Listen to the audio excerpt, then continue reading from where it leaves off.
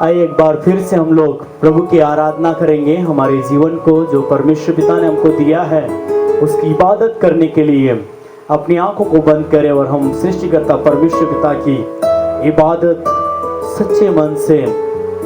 प्रभु का वचन कहता है परमेश्वर आत्मा है और अवश्य है कि उसके आराधक आत्मा और सच्चाई से उसकी आराधना करें। मेरे प्रियो, उसकी आराधना करने के लिए एक बार फिर से प्रभु ने हमको अनुग्रह दिया है, हम उसकी आराधना करें। हालेलुया। सब मिल करके, एक साथ मिल करके हम पिता को ऊंचा उठाएं। सृष्टिकर्ता सृजनहार परमेश्वर हमको जो जीवन दिया है उसकी इबादत के लिए, उसके आनंद से भरने के लिए, उसकी खुशियों से हमको भरने के लिए परमेश्वर पिता इंतजार कर रहे हैं। और वो सच्ची खुशी हमको अपनी ओर से वो देता है जिसे ना तो दुनिया ले सकती है और ना दे सकती है। वो आनंद जो यीशु देता है उससे ना तो दुनिया दे सकती है और ना ले सकती है। जो जीवन यीशु देता है उसे ना तो दुनिया ले सकती है और ना दे सकती है। इसलिए उसकी खुशी को अपने जीवन के अंदर मांगे। उसका जीवन जो अनंत काल का जीवन है उसके जीवन को अपने हृदय के अंदर मांगे। और प्रभु यीशु पिता अपने मांगने वालों को वो देने वाला प्रभु है। पवित्र आत्मा, सामर्थ, अभिषेक, आनंद, खुशियों से वो भरने वाला प्रभु है।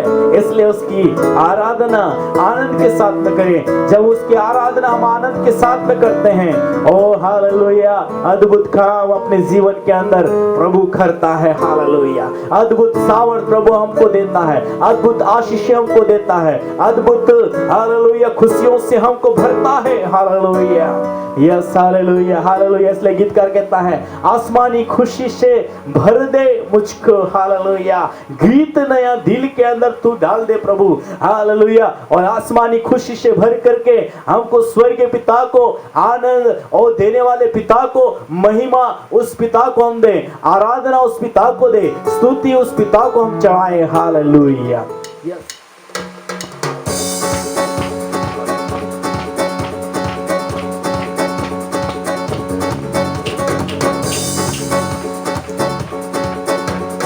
आसमानी खुशी से भर दे मुझको, आसमानी खुशी से भर दे मुझको। गीत नया दिल में ला, गीत नया दिल में ला। आसमानी खुशी से भर दे मुझको, आसमानी खुशी से भर दे मुझको। गीत नया दिल में ला, गीत नया दिल में ला।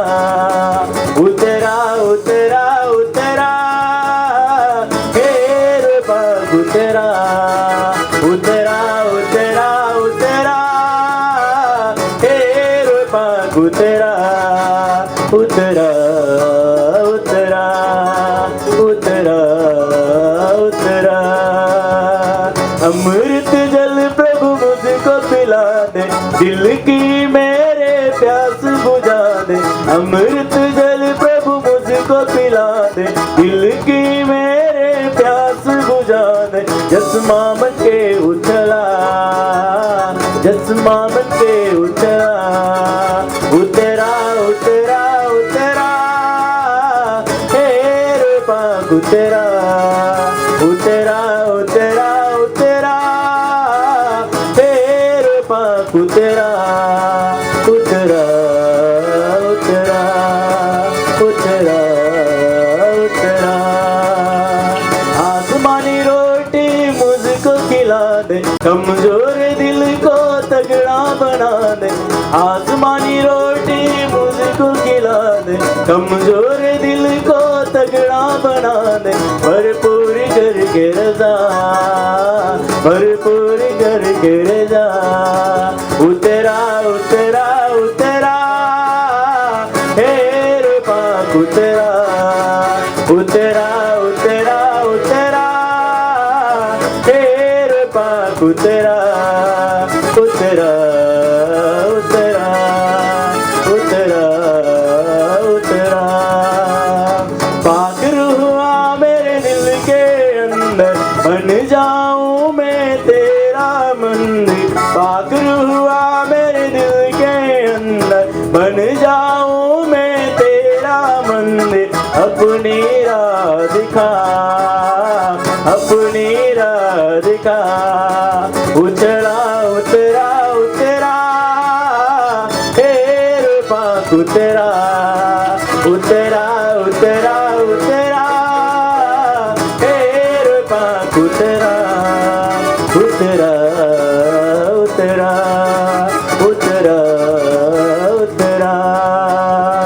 आसमानी खुशी से भर दे मन को, गीत नया दिल में ला, गीत नया दिल में ला। उतरा उतरा उतरा उतरा उतरा उतरा उतरा हेर पाक उतरा, उतरा उतरा उतरा हेर पाक उतरा, उतरा उतरा उतरा उतरा उतरा उतरा।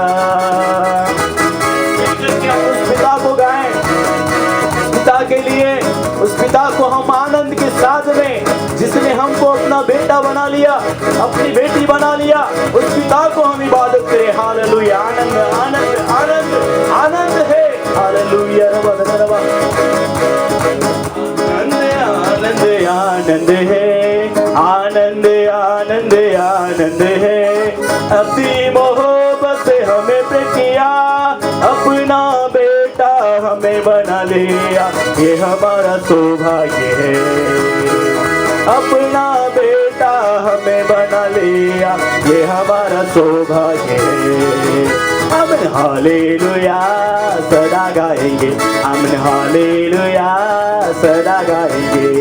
हम प्रभु यीशु के लिए, हम प्रभु यीशु के लिए आनंद आनंद आनंद है, आनंद आनंद आनंद है। आनंद के तेल से मसा किया है, आनंद के तेल से मसा किया है। पवित्र स्थान में दाखिल हुआ, ये हमारा सौभाग्य है। पवित्र स्थान में दाखिल हुआ, ये हमारा सौभाग्य है। हम हालेलुया सदा गाएंगे, हम हालेलुया सदा गाएंगे। हम प्रभु यीशु के लिए, हम प्रभु यीशु के लिए आनंद आनंद आनंद है, आनंद आनंद आनंद है। प्रभु की स्तुति करना आनंद है, प्रभु की स्तुति करना आनंद है। प्रभु की सेवा करेंगे सदा, ये हमारा सौभाग्य है। प्रभु की सेवा करेंगे सदा, ये हमारा सौभाग्य है। हम हालेलुया सदा गाएंगे, हम हालेलुया सदा गाएंगे।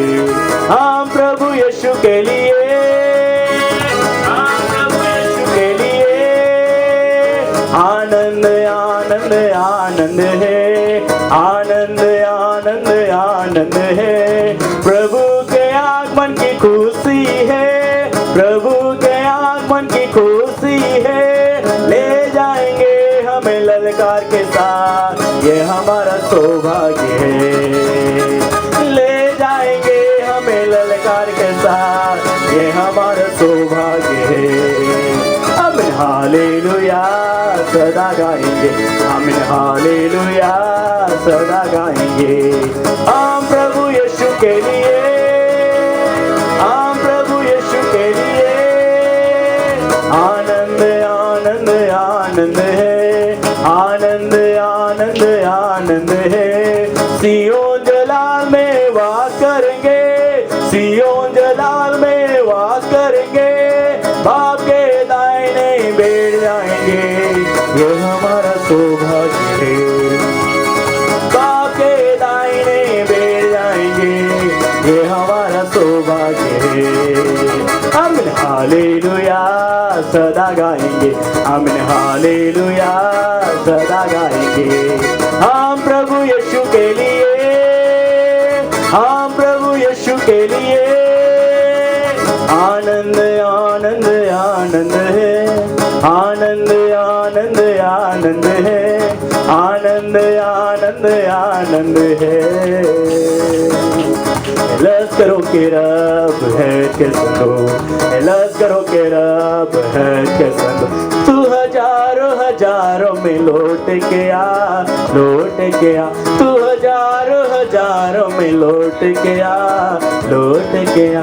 तू हजारों हजारों में लौट के आ, लौट के आ। लश्करों के रब है के संगो, लश्करों के रब है के संगो। तू हजारों हजारों में लौट के आ, लौट के आ। धन्यवाद प्रभु जी, आपके नाम को महिमा, आपके नाम की तारीफ, आपके नाम की बड़ाई हो खुदा। जब आपका वचन खुदावन आपके दास के द्वारा बोया जा रहा है, वो होता है इससे प्रभु जी सुनने वालों को आशीष मिलने पाए और आपके दास आत्मा से भर करके आपकी वाणी को खुदावन आपके लोगों तक पहुंचाने पाए। यीशु के नाम से इस प्रार्थना को मांगते हैं, आमीन। प्रियो, आज की सुबह में पवित्र आत्मा को हम धन्यवाद दें कि उसकी मधुर उपस्थिति हमारे मध्य में है। क्यों ना कुछ देर उस यीशु को जो कलीसिया का मुखिया है, हमारे जीवनों को खरीदने वाला है, अब्बा पिता ने जिसको हमारे लिए, हमारे जीवनों के लिए उद्धारकर्ता करके भेजा है, उस प्रभु की ओर हम देखें और उसको धन्यवाद का बलिदान चढ़ाएं। धन्यवाद हो प्रभु, धन्यवाद हो। हर एक जन अपने हाथों को उठाकर आप धन्यवाद देना प्रारंभ करें। हालेलुया, धन्यवाद हो, धन्यवाद हो। पवित्र आत्मा, आपका हम स्वागत करते हैं प्रभु। प्रत्येक घरों में जब ये आपका वचन पहुंचने वाला है, हम आपका स्वागत करते हैं। ना केवल हमारी इस प्रभु जगह पर, परंतु हर एक जगह जहां ये वीडियो चलाया जाएगा, आपकी उपस्थिति को हम मांगते हैं। हर एक घरों के अंदर आपकी मधुर उपस्थिति हो। हालेलुया। पवित्र आत्मा, आप यीशु की दिव्य उपस्थिति को लेकर आते हैं। आप पिता की महिमा कराते हैं। हालेलुया। आप यीशु की महिमा कराते हैं। हालेलुया। आपको महिमा, महिमा, महिमा, महिमा, महिमा। ओ राजाधिराज, आपको महिमा, महिमा, महिमा, महिमा, महिमा।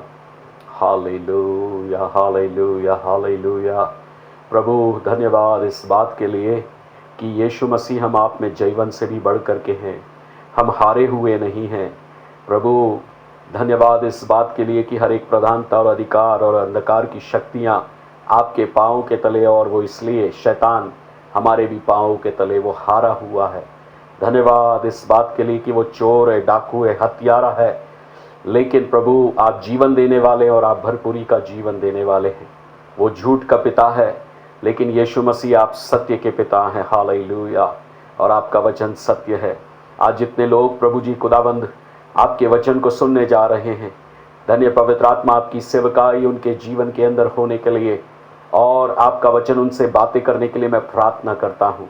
आपका वचन प्रकाशन के साथ उनके पास पहुँचने पाए।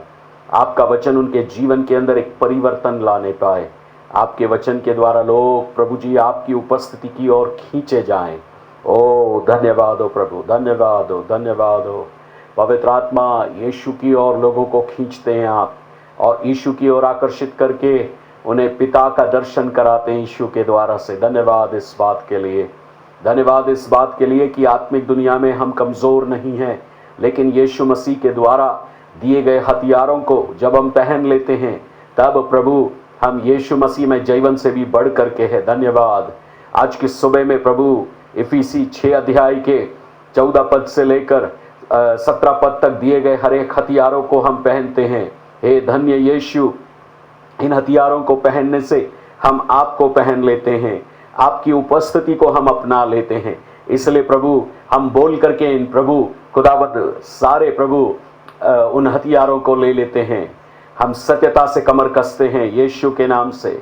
हम धार्मिकता की झिलम पहन लेते हैं यीशु के नाम से। हम मेल की तैयारी के जूती के सुसमाचार के जूते पहन लेते हैं यीशु के नाम से। हम उद्धार का टोप ले लेते हैं यीशु मसीह के नाम से। हम आत्मा की तलवार लेते यीशु के नाम से, और हम विश्वास की ढाल लेते ताकि शैतान के जलते हुए तीरों को बुझा सके। प्रार्थना के साथ हर समय, हर वक्त, हर प्रकार से प्रार्थना करते हुए इन हथियारों को हम धारण कर लेते हैं यीशु के नाम से, ताकि हम बुरे दिनों में स्थिर रह सके और शैतान की युक्तियों के सामने हम खड़े रह सके। हालेलुया। हर एक जन धन्यवाद दीजिए कि हमने यीशु को पहना है और ये यीशु हमारी आत्मा प्राण देह का परमेश्वर है और वो अंधकार की शक्तियों को हमारे द्वारा हरा दिया है। हालेलुया। चाहे वो हमारे मोहल्ले के अंदर पाई जाती हो, हमारे घरों के अंदर कई बार वो आती हो, लेकिन यीशु ने उसको हरा दिया और हम यीशु मसीह में जीवन से भी बढ़ करके। हालेलुया। धन्यवाद हो प्रभु, धन्यवाद हो प्रभु, धन्यवाद हो प्रभु, धन्यवाद हो प्रभु। Hallelujah, hallelujah, hallelujah. ओ हालेलुया, हालेलुया। प्रभु धन्यवाद आपका, क्योंकि आप योद्धा परमेश्वर है यीशु मसीह। आपकी प्रभु जी, ओ खुदावंत प्यारे प्रभु, सामर्थ्य में हम बलवंत है प्रभु। आपके क्रूस की शक्ति के लिए, आपके लहू के लिए हम आपका धन्यवाद करते हैं, आपके नाम के लिए हम आपका धन्यवाद करते हैं। सारी महिमा और इज्जत प्रभु आपको देते हैं। यीशु मसीह के नाम से इस दुआ को मांगते हैं। सब लोग बोले आमीन, आमीन। पिछले सप्ताह प्रियो हमने स्वर्गीय स्थान के ऊपर मनन किया था और स्वर्गीय स्थान वह स्थान है जो विश्वासियों के लिए एक राज्य करने का कारण है इस पृथ्वी के ऊपर। लेकिन जो लोग प्रभु को नहीं जानते, स्वर्गीय स्थान जो दूसरा वाला है, हमने इफिसी की पत्री 6:12 में देखा था, वो एक स्वर्गीय स्थान है और वहां से शैतान लोगों के जीवन के ऊपर हर प्रकार की बातों को ला करके डाल रहा है। और पिछले सप्ताह आपने और उसके पिछले सप्ताह 2 सप्ताह से आप इस स्वर्गीय स्थान के बारे में सुन रहे हैं। आज हम इस स्वर्गीय स्थान में पाए जाने वाले युद्ध को कैसे जीतेंगे, शैतान जब हमारे विरोध में आक्रमण करता है, परीक्षाएं लाता है, तब हमें जीत कैसे मिलेगी, आपको यह जानना जरूरी है। परमेश्वर किसी की परीक्षा नहीं करता है। तो फिर आप कहते होंगे कि अय्यूब को क्यों परखा गया, अय्यूब की क्यों परीक्षा की गई। परख और परीक्षा, इन दोनों में अंतर है। ये मेरा विषय आज तो नहीं है। परख जरूर पहला पत्रस की पत्री के अनुसार परमेश्वर की तरफ से आती है, लेकिन परीक्षा शैतान की ओर से आती है। इतना अंतर परख और परीक्षा में है। अय्यूब के जीवन की आप बात करें तो मैं ऐसा आत्मा में जानता हूं और ध्यान करता हूं, अय्यूब परख से भी गुजरा और परीक्षा से भी गुजरा एक ही समय में। इसीलिए सब कुछ उसका नष्ट हो गया। लेकिन हम नए नियम में रहने वाले लोग हैं। पुराने नियम में इन बातों का जो आत्मिक दुनिया से संबंधित ज्ञान है उपलब्ध नहीं था, विशेषकर अय्यूब के दिनों में नहीं था। लेकिन हम जैसे जैसे बाइबल को पढ़ते हैं, हमको पता चलता है इज़राइल ने जो कई युद्ध जीते हैं, वे परमेश्वर जो योद्धा हैं उनकी तरफ से उनको विजय मिली है। और जो लोग दूसरी जाति के थे, जो शक्तियों को पूजक थे, वो लोग हार गए हैं। और हर समय लोग ये कहकर परमेश्वर का धन्यवाद करते थे, यहोवा का धन्यवाद करो क्योंकि वह भला है और उसकी करुणा सदा की है। दबोरा के समय भी युद्ध जीता गया और अनेक स्थानों पर पुराने नियम के अंदर युद्ध जीता गया। मैं आपको एक सूची दे सकता हूं, परंतु सूची देने से केवल ज्ञान बढ़ेगा आपका। यीशु मसीह के दिनों में आत्मिक दुनिया बहुत ज्यादा सक्रिय हुई, मुझे ऐसा कहना है। जो लोग मलाकी के बाद रहते थे, जब यूहन्ना आया और यीशु अपनी सेवकाई शुरू किया, दुष्ट आत्माएं बहुत ज्यादा लोगों के जीवन को छोड़कर यीशु की उपस्थिति में निकलकर जाने लगी। और यही काम प्रेरितों के समय भी हुआ। आत्मिक दुनिया, हमने पिछले सप्ताह आपको कहा था, आत्मिक दुनिया या आत्मिक जो स्वर्गीय स्थान है वो भौतिक दुनिया को चला रहा है। अब ये 2 प्रकार की आत्मिक दुनिया है और 2 प्रकार के लोग इसमें पाए जाते हैं। ये आपको समझने की जरूरत है। ये आत्मिक समझ जिस दिन आप ले लेंगे तो आप अपनी समझ को वचन के आधार पर आधारित करेंगे। जब शैतान पतित नहीं था या गिरा नहीं था, जब उसने पाप नहीं किया था, उसके अंदर कुटिलता नहीं आई थी, तब यीशु मसीह पूरी आत्मिक दुनिया का संचालन करता था और पाप नहीं था।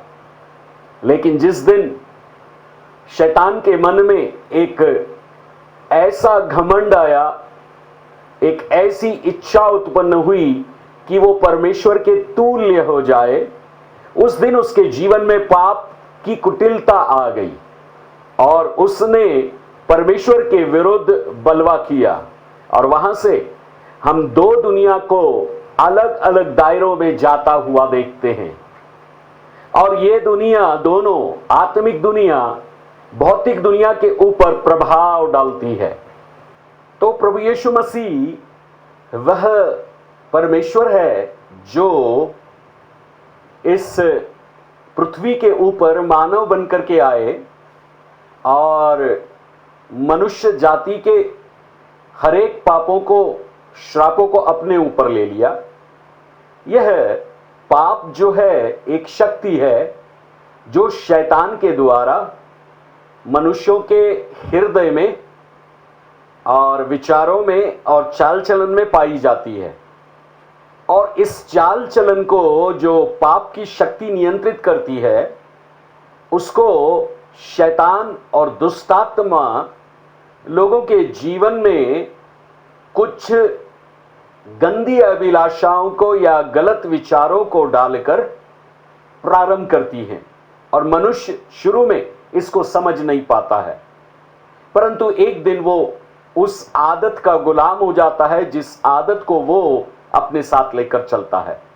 तो ये आत्मिक मलयुद्ध जो है, ये किस चीज के लिए है, पहले हम ये समझते हैं। आत्मिक मलयुद्ध इस बात के लिए है कि जब मैंने प्रभु यीशु मसीह को उद्धारकर्ता करके ग्रहण किया तो उसका मैं बेटा बन गया, उसकी मैं बेटी बन गई। और जब मैं परमेश्वर की संतान बन गया तो यीशु ने दान स्वरूप मुझे पवित्र आत्मा मेरे अंदर रहने के लिए दिया।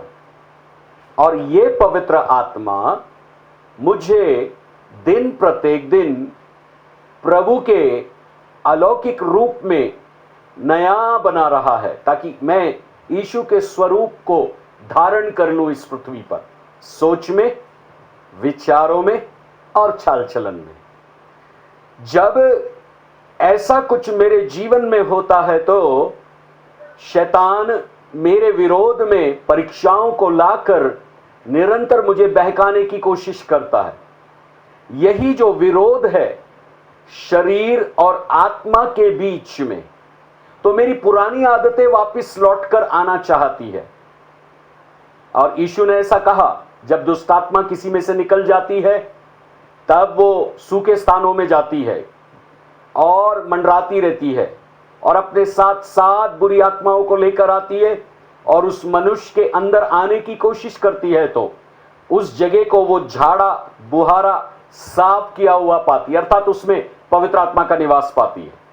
लेकिन यदि उस व्यक्ति की आदतें, स्वभाव में परिवर्तन नहीं होगा तो उद्धार पाने के बाद भी वो जो 7 प्रकार की दुष्टात्मा अपने साथ वो लेकर के आई है, वो हमारे ऊपर आक्रमण करेगी। ये युद्ध है। फिर उस युद्ध के अंदर में यदि मैं पुरानी आदतों को वापस अपने शरीरों के अंदर कायम करता हूं, जैसे झूठ बोलना, ईर्ष्या, बैर और भी जितनी भी आदतें, वे विचार, पोर्नोग्राफी या अश्लील बातें, जिसको लुचपन कहती बाइबल, ये जो गंदगी के अंदर में पड़ा था, जब वहां से मैं वापस लौटकर एक नई जगह पर आया, प्रभु यीशु मसीह के लहू से धुलने के कारण परमेश्वर की संतान बन गया, तो अब मुझे बदलने की जरूरत है। जैसे एक व्यक्ति मान लो इंडिया से, भारत से अमेरिका जाता है, लेकिन वो अमेरिका जाकर इंडिया के अनुसार ही काम करता है, तो उस देश में वो रह नहीं पाएगा।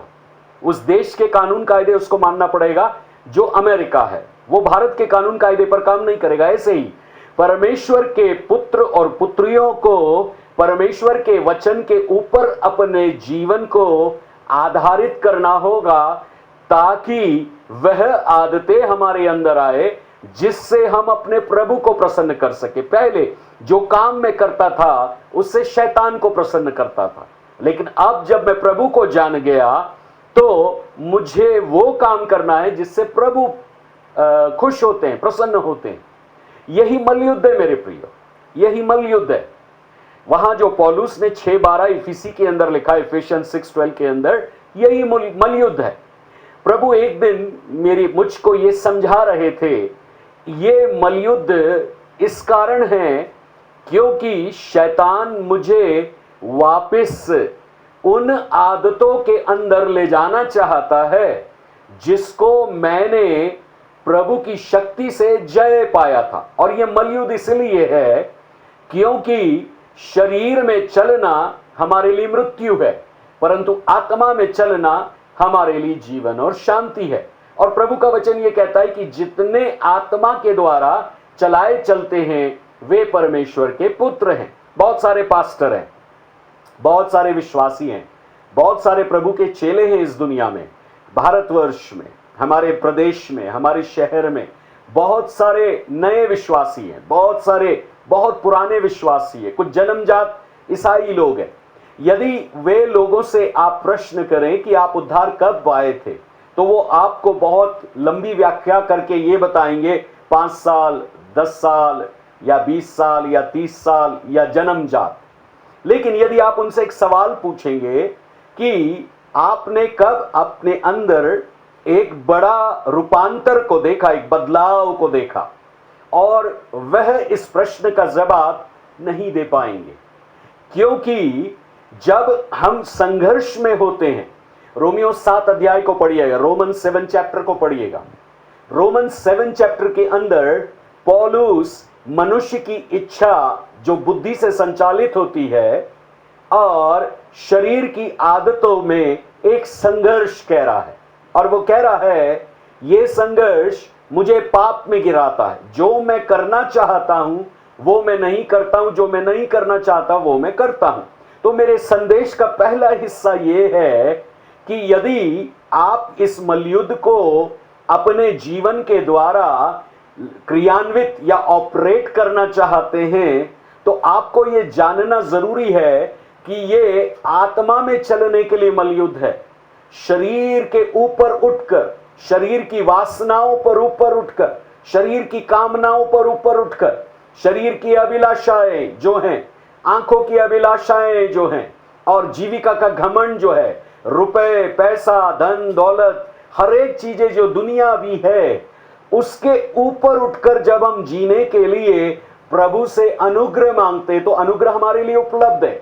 आपको अपने बल से कुछ भी नहीं करना है। प्रभु ने अपने वचन के अंदर आपको यह लिखा है, जिस दिन आप उद्धार पाए उस दिन विश्वास के द्वारा आप अनुग्रह से उद्धार पाइए। अनुग्रह आपके जीवन के हर दायरों के लिए है, यह आपके आत्मिक जीवन के लिए भी है। ये अनुग्रह इतना आपको देगा, जैसे पतरस विजयी जीवन जिया, प्रभु को इनकार करने के बाद पश्चाताप किया, लेकिन उसके बाद एक विजयी जीवन जिया, वो अनुग्रह था। पौलुस सताने वाला था कलीसिया का, लेकिन वो भी एक सामर्थशाली जीवन, जैसे मैं रोमियो 7 के बारे में कह रहा था, और 8वें अध्याय में रोमियो आते हैं तो वो पवित्र आत्मा के बारे में बात कर रहा है। तो ये अनुग्रह जो हमको दिया गया है, पवित्र आत्मा हमारी मदद करता है इस युद्ध के अंदर में। जब हम पवित्र आत्मा की अगुवाई में चलना सीखते हैं, दिन प्रत्येक दिन पवित्र आत्मा की बातों को सुनना सीखते हैं, दिन प्रत्येक दिन, क्षण प्रति क्षण, तब ये पवित्र आत्मा हमको चलाना प्रारंभ करता है। पवित्र आत्मा और दुष्ट आत्मा में एक साधारण अंतर यह है, दुष्ट आत्माएं आपको जबरदस्ती घसीटती है उनकी इच्छा के मुताबिक, लेकिन पवित्र आत्मा एक सभ्य पुरुष है, एक जेंटल पर्सनालिटी है। वो आपकी अगुवाई तब करेगा जब आप अपना शरीर उसको सौंपोगे, जब आप अपना शरीर उसको दोगे, उसके बाद वो आपकी अगुवाई करना प्रारंभ करेगा। मैं इस बात को आत्मा में बहुत दृढ़ता से जानता हूं, जिन जिन लोगों ने अपने शरीर को प्रभु को जीवित करके, पाप के ऊपर विजयी करके और अपने आप को त्याग करके, बलिदान करके और पवित्र करके अपने आप को प्रभु के हाथ में दे दिया और कहा है, प्रभु अब मैं नहीं परंतु आप मुझ में जिए। मैं मरना चाहता हूं अपने आप के लिए, अपनी आदतों के लिए। मैं प्रभु समझौते का जीवन, कंप्रोमाइजिंग लाइफ नहीं जीना चाहता हूं। तब मैंने आत्मा में ये जाना है, प्रभु ने मुझे ऊंचा उठाया है और विश्वास में बढ़ाया है। इसीलिए मैं आपसे ये कहना चाहता हूं, यदि आप इस मलयुद्ध को क्रियान्वित करने के लिए सोच रहे हैं, जो हम शिक्षाएं आपको दे रहे हैं, तो आपका पहला स्तर यह है, आपको शरीर के ऊपर जय पाने की जरूरत है। आपके मन में यह भी प्रश्न आ सकता है, आत्मा में चलने के लिए मुझे क्या करना पड़ेगा? रोमियो 8:13, रोमन्स 8:13, आपको अपनी देह की जितनी भी पुरानी आदतें हैं, क्रियाएं हैं, उनको पवित्र आत्मा की सहायता से मारकर खत्म करना पड़ेगा। उनको ना कहना सीखना पड़ेगा, पहली बात। दूसरी बात, जब आप ना कहते हैं उसके बाद आपको जो अंग आपने पहले शैतान को दिए थे, रोमियो 6:13, रोमन 6:13, उन अंगों को अब आपको प्रभु को देना पड़ेगा।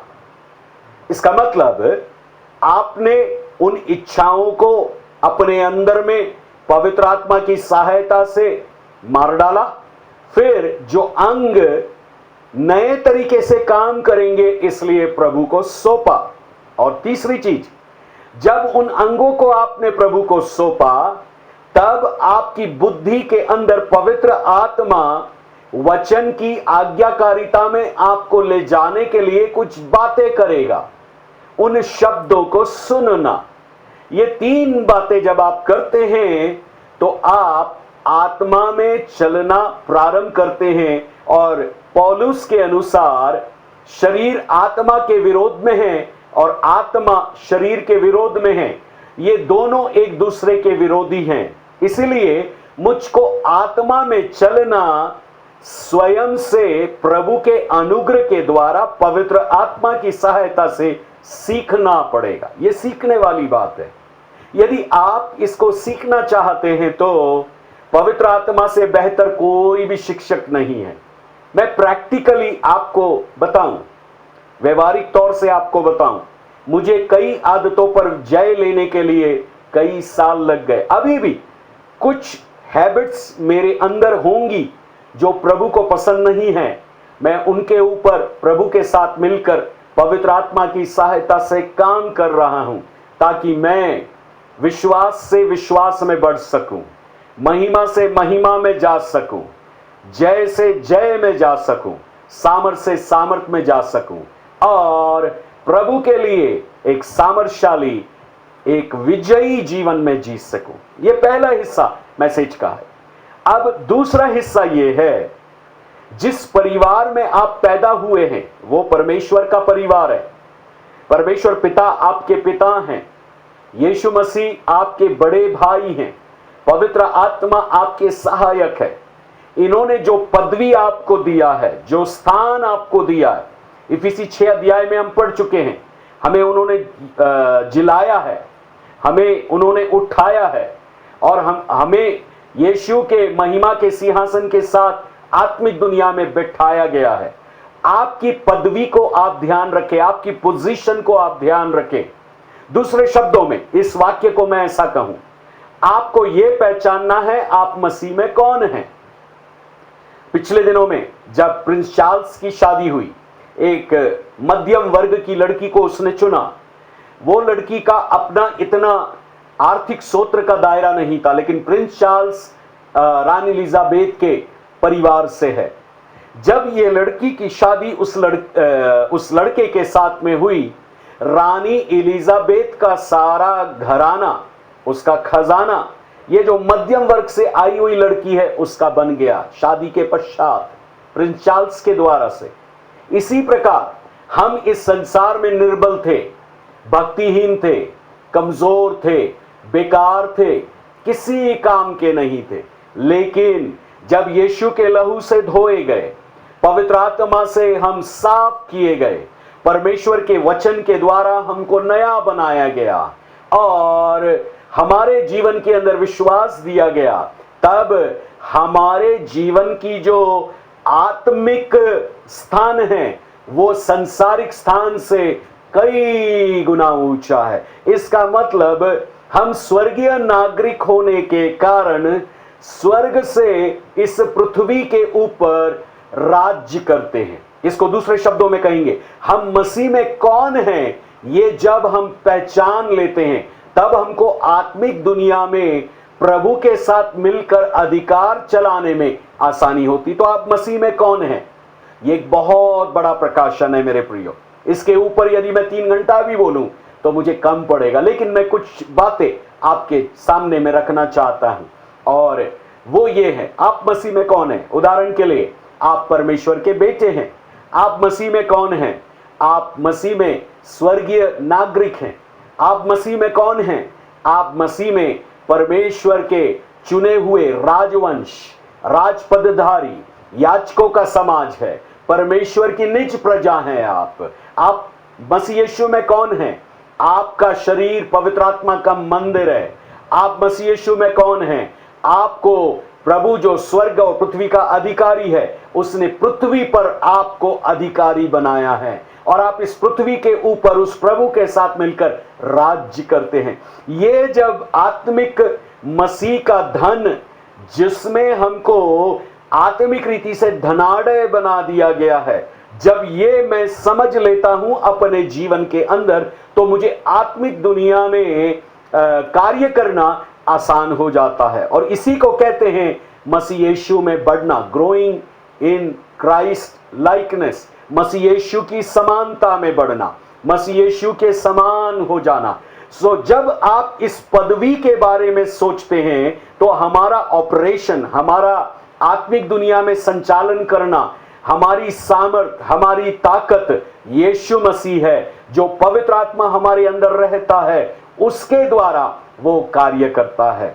अब सवाल तीसरा वाला आपके पास ये आएगा, आत्मिक दुनिया में मैं रहता हूं तो भौतिक दुनिया में मैं कैसे ऑपरेट करूंगा। अब मैं आपको उस आत्मिक युद्ध की कुछ बातें बताना चाहता हूं, जिसके विभिन्न स्तर है। पहला स्तर जो है आत्मिक युद्ध का, वो व्यक्तिगत स्तर है। मैं आपका ध्यान प्रभु के वचन से प्रेरितों के काम और उसके 8वें अध्याय की तरफ ले जाना चाहता हूं। यहां शमौन नाम का एक जादूगर है, और फिलिप्पुस सामरिया के अंदर गया, प्रभु का वचन सुनाने लगा। ये शमौन जब फिलिप्पुस के संपर्क में आया, क्योंकि वहां जादू टोना करके ये लोगों को आश्चर्य में डालता था, और लोग इसको एक बहुत बड़ी शक्ति मानते थे। लेकिन जब फिलिप्पुस वहां गया, प्रचार किया, तो अंधे देखने लगे, लंगड़े चलने लगे, दुष्टात्माएं निकलने लगी। तो ये शमौन भी प्रभु के पास आ गया, और आने के बाद में इसने अपना जीवन प्रभु को देकर बपतिस्मा ले लिया। अब आगे की घटना ये होती है, फिलिप्पुस पतरस और यूहन्ना को बुलवाते हैं ताकि ये विश्वासी लोग पवित्र आत्मा का दान पाएं। और पतरस और यूहन्ना आते हैं, और पतरस लोगों के ऊपर हाथ रखता है। जैसे ही वो लोगों के ऊपर हाथ रखता है, लोगों को पवित्र आत्मा का दान प्राप्त होता है। लोग अन्य अन्य भाषा बोलने लगते हैं। अन्य अन्य भाषा बोलने के कारण इस शमौन के मन में जो एक पुराना विचार था, जो वो जादूगरी में इस्तेमाल करता था, किसी को पैसा देकर वो शक्ति मोल लेता था, ये पतरस के पास आया रुपए की थैली लेकर, और बोलता है, देखिए आप क्या कहता है, पद 16, क्योंकि वह अब तक उनमें से किसी पर उतरा ना था, उन्होंने केवल प्रभु यीशु के नाम से बपतिस्मा लिया था। पद 17, तब उन्होंने उन पर हाथ रखे और उन्होंने पवित्र आत्मा पाया। पद 18, जब शमौन ने देखा कि प्रेरितों के हाथ रखने से पवित्र आत्मा दिया जाता है, तो उनके पास रुपए लाकर कहा, यह अधिकार मुझे भी दो, जिस किसी पर हाथ रखूं वह पवित्र आत्मा पाए। पतरस ने उनसे कहा, तेरे रुपए तेरे साथ नष्ट हो, क्योंकि तूने परमेश्वर का दान रुपयों से मोल लेने का विचार किया। इस बात में ना तो तेरा हिस्सा है ना भाग, क्योंकि तेरा मन परमेश्वर के आगे सीधा नहीं। इसलिए अपनी इस बुराई से मन फिराकर प्रभु से प्रार्थना कर, संभव है तेरे मन का विचार क्षमा किया जाए, क्योंकि मैं देखता हूं तू पित्त किसी कड़वाहट और अधर्म के बंधन में पड़ा है। शमौन ने उत्तर दिया, तुम ही मेरे लिए प्रार्थना करो कि जो बातें तुमने कही है उनमें से कोई मुझ पर ना आ पड़े। इसका मतलब यह है, ये पूरी घटना के अंदर एक व्यक्तिगत युद्ध उस शमौन जादूगर के अंदर चल रहा है, और ये युद्ध लालच का है।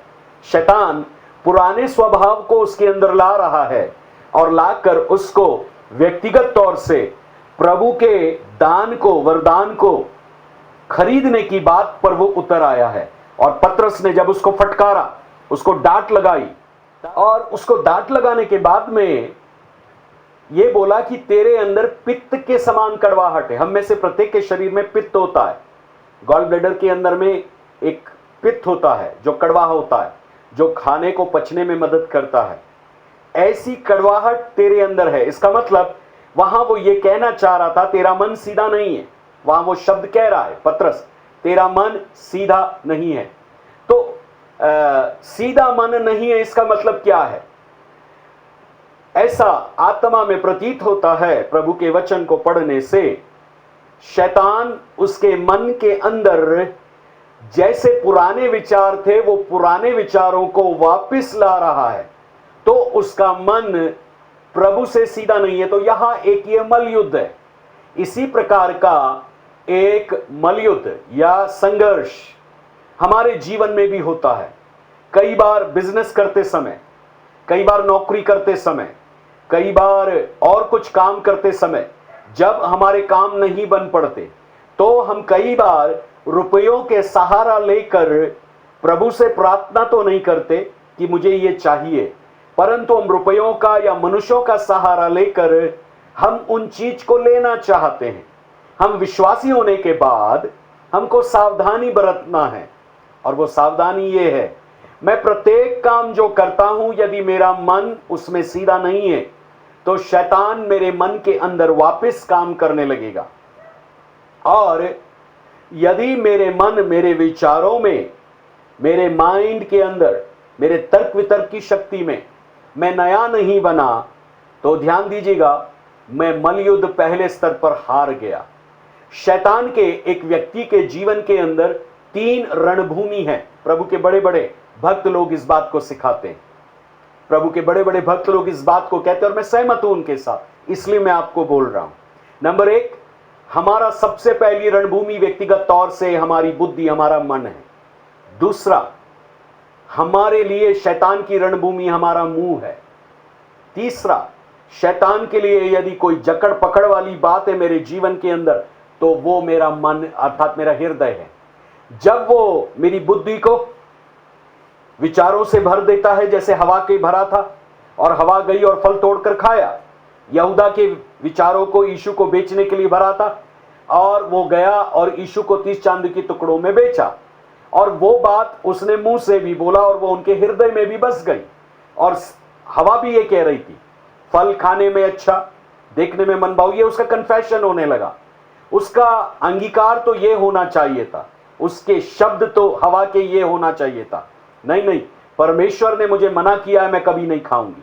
लेकिन वह ये बोली, फल खाने में अच्छा, देखने में मन भाव और बुद्धि देने के लिए चाहनी होगी। इसका मतलब जब हमारा मन किसी चीज की ओर आकर्षित होता है, हमारे विचार उन बातों की ओर खींचते हैं, तो कहीं ना कहीं वो विचार हमको पुराने स्वभाव में फंसाने की कोशिश करते हैं, गिराने की कोशिश करते हैं।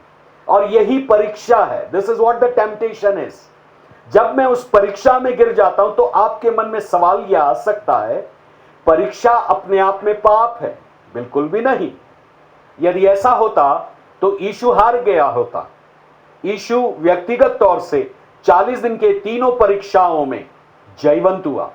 परीक्षा अपने आप में पाप नहीं है, लेकिन परीक्षा के समय जो आपके विचारों में, आपके मुंह में और आपके मन में आता है, शैतान इस रणभूमि के अंदर जो बीज बोता है, वो कड़वा बीज जब हम ले लेते हैं और उस कड़वे बीज के अनुरूप काम करने लगते हैं, तो वहां पर हम अपने आप को आत्मिक दुनिया में ऑपरेट नहीं कर पाते। एक पॉजिटिव एग्जांपल मैं आपको दूं। पतरस ने यीशु का 3 बार इनकार किया, लेकिन प्रभु ने उसके लिए मध्यस्थता की प्रार्थना किया ताकि उसका विश्वास जाता ना रहे। और बाइबल ये कहती है, जब 3 बार मुर्गे ने जब भाग दिया और 3 बार पतरस इनकार कर चुका था, यीशु केवल ऐसा पीछे मुड़ा और मुड़ते ही साथ पतरस की और यीशु की नजरें मिल गई और पतरस को अपने शब्द याद आए और यीशु की कही हुई बात भी उसको ध्यान में आई और तुरंत वो फूट फूट कर रोने लगा। तो यहूदा पछताया, बाइबल कहती है। मत्ती 27 अध्याय पढ़िए, मैथ्यू 27 पढ़िए। यहूदा पछताया, लेकिन पतरस ने पश्चाताप किया, फूट फूट कर रोया। मेरे प्रिय लोगों, जब कभी हमसे गलती होती है, हम मलयुद्ध में हार जाते, विचारों में हम हार जाते, शब्दों में बोलने से हम चूक जाते, मन के अंदर आने वाले विचारों को हम अपने अंदर घर करने देते, तब एक विशेष बात हमारे जीवन के अंदर ये होती है, वो चीजें जो मेरे अंदर आ रही है, यदि मैं उन चीजों को बोलना, सुनना और उसके अनुसार काम करना प्रारंभ कर देता हूं, तो मैं मलयुद्ध को हार जाता हूं। लेकिन पतरस इसलिए जीत गया, बाइबल ये कहती है कि जो अपना पाप छिपा कर नहीं रखता परंतु उसको मान लेता है, और उस व्यक्ति के ऊपर दया इसलिए की जाएगी क्योंकि वो पाप को छोड़ देता, पाप की हैबिट्स को करना छोड़ देता है। अब आप यहां देखिए, मैं इसको ऐसा पढ़ता हूं कि जब पतरस ने बोला तेरे अंदर पित्त किसी कड़वाहट है, तू प्रभु से माफी मांग, पश्चाताप कर, दूसरे शब्दों में तेरे मन का विचार क्षमा किया जाएगा। आप देखिए, कई बार हम लोगों को यह बोलते हैं, भाई आपके अंदर ये गलती है, आप पश्चाताप करिए, बहन आपके अंदर ये गलती, पश्चाताप कीजिए। अब वो लोग उल्टा हमको क्या बोलते हैं, आप हमारे लिए दुआ करो। नहीं नहीं नहीं, ये गलत बात है। ये वो बात है कि आप अपनी गलती को स्वीकार नहीं कर रहे। इस बंदे ने भी यही किया, ये शमौन जादूगर ने भी यही किया, इसने अपनी गलती को स्वीकार नहीं किया। कहता तुम मेरे लिए प्रभु से प्रार्थना करो। अरे ये कैसी बात है भाई, भाई ये कैसी बात है? हम आपको बोल रहे हैं आप पश्चाताप करो। मेरे प्रियो, यदि मलयुद्ध में हमको जीतना है व्यक्तिगत तौर से, तो पश्चाताप ही वो पहला चरण है, पहला कदम है। जहां जो हम पाप में गिर गए हैं या परीक्षा में गिर गए हैं, शैतान के हाथों में पड़ गए हैं, लालच में गिर गए हैं, या हमने प्रभु की आज्ञा को तोड़ा है, या पवित्र आत्मा को हमने शोकित किया है, या प्रभु की इच्छा के विपरीत हम गए हैं, पहला चरण यही है। हमको माफी मांगना बहुत जरूरी है। इसके बनस्बत हम दूसरों को कहें कि मुझे क्षमा, मेरे लिए प्रार्थना करो, हमें क्या करना चाहिए पता है आपको? हमें कमरे के अंदर कुछ घंटे के लिए बंद हो जाना चाहिए और रो रो कर प्रभु के पास पश्चाताप करना चाहिए। प्रभु मेरे पाप को क्षमा कर, मेरे विचार को क्षमा कर, मेरे चाल चलन को क्षमा कर। प्रभु पवित्र आत्मा, मैंने तुझे पूर्ण रीति से दुखित किया, मैं तेरी इच्छा के विरुद्ध चला। ओ यीशु, मैंने तेरे क्रूस के लहू को तुच्छ जाना, मुझे क्षमा कर। प्रभु मैंने तेरे वचन का विरोध किया, बलवा किया, मुझे क्षमा कर। प्रभु मुझ पर दया कर। जब आप इस पश्चातापी प्रार्थना से भर जाते हैं, तब वहां पर आप वापस आते हैं जहां आप यीशु की तरह ये कहने पाएंगे जीत के बाद, हे शैतान तू मेरे पास से दूर हो जा। 3 परीक्षाओं पर जयवंत होने के बाद बाइबल कहती, यीशु ने कहा गेट दी बिहाइंड मी शैतान, शैतान मेरे पास से भाग जा। और शैतान भाग गया। Hallelujah, hallelujah. इसलिए याकूब 4:7 में लिखा है, परमेश्वर के अधीन हो जाओ, शैतान का सामना करो, वो तुम्हारे पास से भाग जाएगा। जेम्स 4:7, याकूब 4:7। परमेश्वर के अधीन हम कैसे होंगे? पश्चाताप करने के द्वारा। यदि उसके अगले पदों में पढ़ेंगे, याकूब 4:8 और 9, वहां लिखा दुखित हो, रो, शोक करो, तुम्हारा मन जो आनंदित है वो शोक में रूपांतरित हो जाए। पश्चाताप करो, निर्बल घुटनों को दृढ़ करो, थरथराते हुए हाथों को प्रभु के सामने उठाओ और पश्चाताप करो। जब आप ऐसा करेंगे, तब आप मलयुद्ध के अंदर में जब जाएंगे। अब व्यक्तिगत तौर से आप मलयुद्ध कैसे करेंगे? व्यक्तिगत तौर से मलयुद्ध करने पर आप ये कहेंगे, हे शैतान सुन, दुष्टात्माओं सुनो, मैंने पाप तो किया है, लेकिन मेरा प्रभु मेरे पाप को क्षमा कर दिया है, तुम मेरे पास से दूर हो जाओ, भाग जाओ यीशु के नाम से। पहला पत्रस 5:8 ये कहता है, सचेत रहो, जागते रहो, तुम्हारा विरोधी शैतान इस खोज में रहता है कब तुमको फाड़ खाए, कब तुमको फाड़ खाए। लेकिन उसके आगे की आयत बहुत अच्छी है, कहता है कब तुमको फाड़ खाए। इसका मतलब शैतान चारों तरफ विश्वासियों को फाड़ने के लिए दौड़ रहा है, वो एक शेर है। लेकिन वहां प्रभु का वचन आगे कहता है, विश्वास में दृढ़ होकर यह जानकर उसका सामना करो कि तुम्हारे जो भाई संसार में ऐसे ही दुख उठा रहे हैं, अब परमेश्वर जो सारे अनुग्रह का दाता है, जिसने तुम्हें मसीह में अपनी अनंत महिमा के लिए बुलाया है, तुम्हारी थोड़ी देर तक दुख उठाने के बाद, थोड़ी देर तक दुख उठाने के बाद आप ही तुम्हें सिद्ध और स्थिर और बलवंत करेगा। उसी का साम्राज्य युगानुयुग रहे, आमीन। इसका मतलब जब शैतान फाड़ खाने के लिए आता है और हम सचेत नहीं रहते हैं, जागते नहीं रहते हैं, तो कई बार हमको दुखों से गुजरना पड़ेगा। और जब हम दुख से गुजरेंगे, वो दुख उठाने के बाद हम विश्वास में दृढ़ हो जाएंगे। दुख उठाते उठाते, दुख उठाते समय हम कमजोर होते हैं, परंतु हम उस समय विश्वास में बने रहेंगे तो हम विश्वास में दृढ़ होकर उसका सामना ये जानकर करेंगे कि शैतान तू हारा हुआ है, और हम प्रभु से फिर प्रार्थना, स्तुति, आराधना करना प्रारंभ करेंगे। तब मेरे और आपका प्रभु हमें विजय में लेकर के जाएगा। तो प्रथम जो युद्ध है वो व्यक्तिगत तौर से है, और इसमें आपको अपने जीवन को अनुशासित करना पड़ेगा, विचारों में, चाल चलन में, शब्दों में, व्यवहार में, पत्नी के साथ, पति के साथ, बच्चों के साथ, भाई बहनों के साथ, रिश्तेदारों के साथ, कलीसिया के लोगों के साथ, आप जहां ड्यूटी करते वहां, आप जहां पढ़ते वहां, आप जहां बिजनेस करते वहां, आप जहां नौकरी करते वहां, आप जहां पड़ोस में रहते, ये सारे दायरे के अंदर युद्ध शामिल है। और यदि आप एक जयवंत जीवन जीना चाहते हैं तो प्रभु प्रतिज्ञा कर चुका है, इसको ना भूलिएगा, यीशु मसीह में जिसने हमसे प्रेम किया, हम जयवंत से भी बढ़ करके, हालेलुया। दूसरे लेवल का युद्ध वह है पारिवारिक जीवन के स्तर पर। जब हम प्रेरितों के काम 5वें अध्याय को पढ़ते हैं तो हनन्याह और सफीरा का है, और यहां यह घटना रुपयों को लेकर घटित हुई है। यह भी रुपयों को लेकर घटित हुई है। हनन्याह और सफीरा ने कुछ जमीन बेची। उन दिनों में जो भी जमीनें एक से ज्यादा किसी के पास होती थी, घर एक से ज्यादा किसी के पास होते थे, तो वो एक अपने लिए रखते थे, जमीन हो, घर हो, एक एक, बाकी वो बेच देते थे और वो पैसा लेकर प्रेरितों के चरणों के पास रख देते थे। तो बरनबास ने भी ऐसा किया।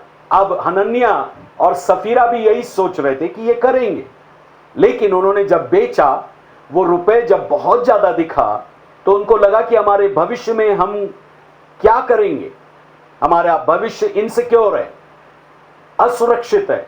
तो उन्होंने एका किया, बातचीत करके पति पत्नी ने, और कुछ पैसा रख छोड़ा और कुछ पैसा लेकर प्रेरित जो पत्रस था उसके चरणों पर रखा। जब हनन्याह वो रुपए लेकर के गया, 3 घंटे के बाद उसकी पत्नी गई। वो हनन्याह रुपए लेकर के गया, पत्रस के पैरों के पास, चरणों के पास रख दिया। पत्रस जब पवित्र आत्मा से भर गया और वरदान में होकर, जो परख का वरदान है और बुद्धि का वरदान है, ज्ञान का वरदान है, इसमें वो जांचने लगा कि ये हकीकत क्या है। तब पवित्र आत्मा उसको बोला कि ये लोग झूठ बोल रहे हैं, इन्होंने इतने में नहीं बेची है। तब बाइबल के अंदर ऐसा लिखा है, पत्रस ने हनन्याह से कहा, हे हनन्याह, पत्नी, शैतान ने तेरे मन में यह बात क्यों डाली कि तू पवित्र आत्मा से झूठ बोले, ठीक है, और वो भूमि के दाम में से कुछ रख छोड़े। जब तक वो तेरे पास रही क्या तेरी ना थी, और जो बिक गई तो क्या तेरे वश में नहीं थी। तूने अपने मन में यह बात क्यों विचारी? तू मनुष्यों से नहीं परंतु परमेश्वर से झूठ बोला है। ये बातें सुनते ही हनन्याह गिर पड़ा और प्राण छोड़ दिए, और सब सुनने वालों पर बड़ा भय छा गया। और पद 9, पद 7 से, लगभग 3 घंटे के बाद उसकी पत्नी कुछ जो हुआ था ये जानकर भीतर आई। तब पतरस ने उससे कहा, मुझे बता, क्या तुमने ये भूमि इतने में बेची? उसने कहा, हाँ, इतने में। पतरस ने उससे कहा, यह बात क्या है कि तुम दोनों ने प्रभु की आत्मा की परीक्षा के लिए एका किया? देख, तेरे पति के गाड़ने वाले द्वार पर ही है, वो तुझे भी बाहर ले जाएंगे। और वो तुरंत उसके पांव पर गिर पड़ी और प्राण छोड़ दिए। जवानों ने भीतर जाकर उसे मरा पाया और बाहर ले जाकर उसके पति के साथ गाड़ दिया। सारी कलीसिया पर, इन बातों के सब सुनने वालों पर बड़ा भय छा गया। मेरे सुनने वाले भाई और बहनों, ध्यान से सुनिएगा।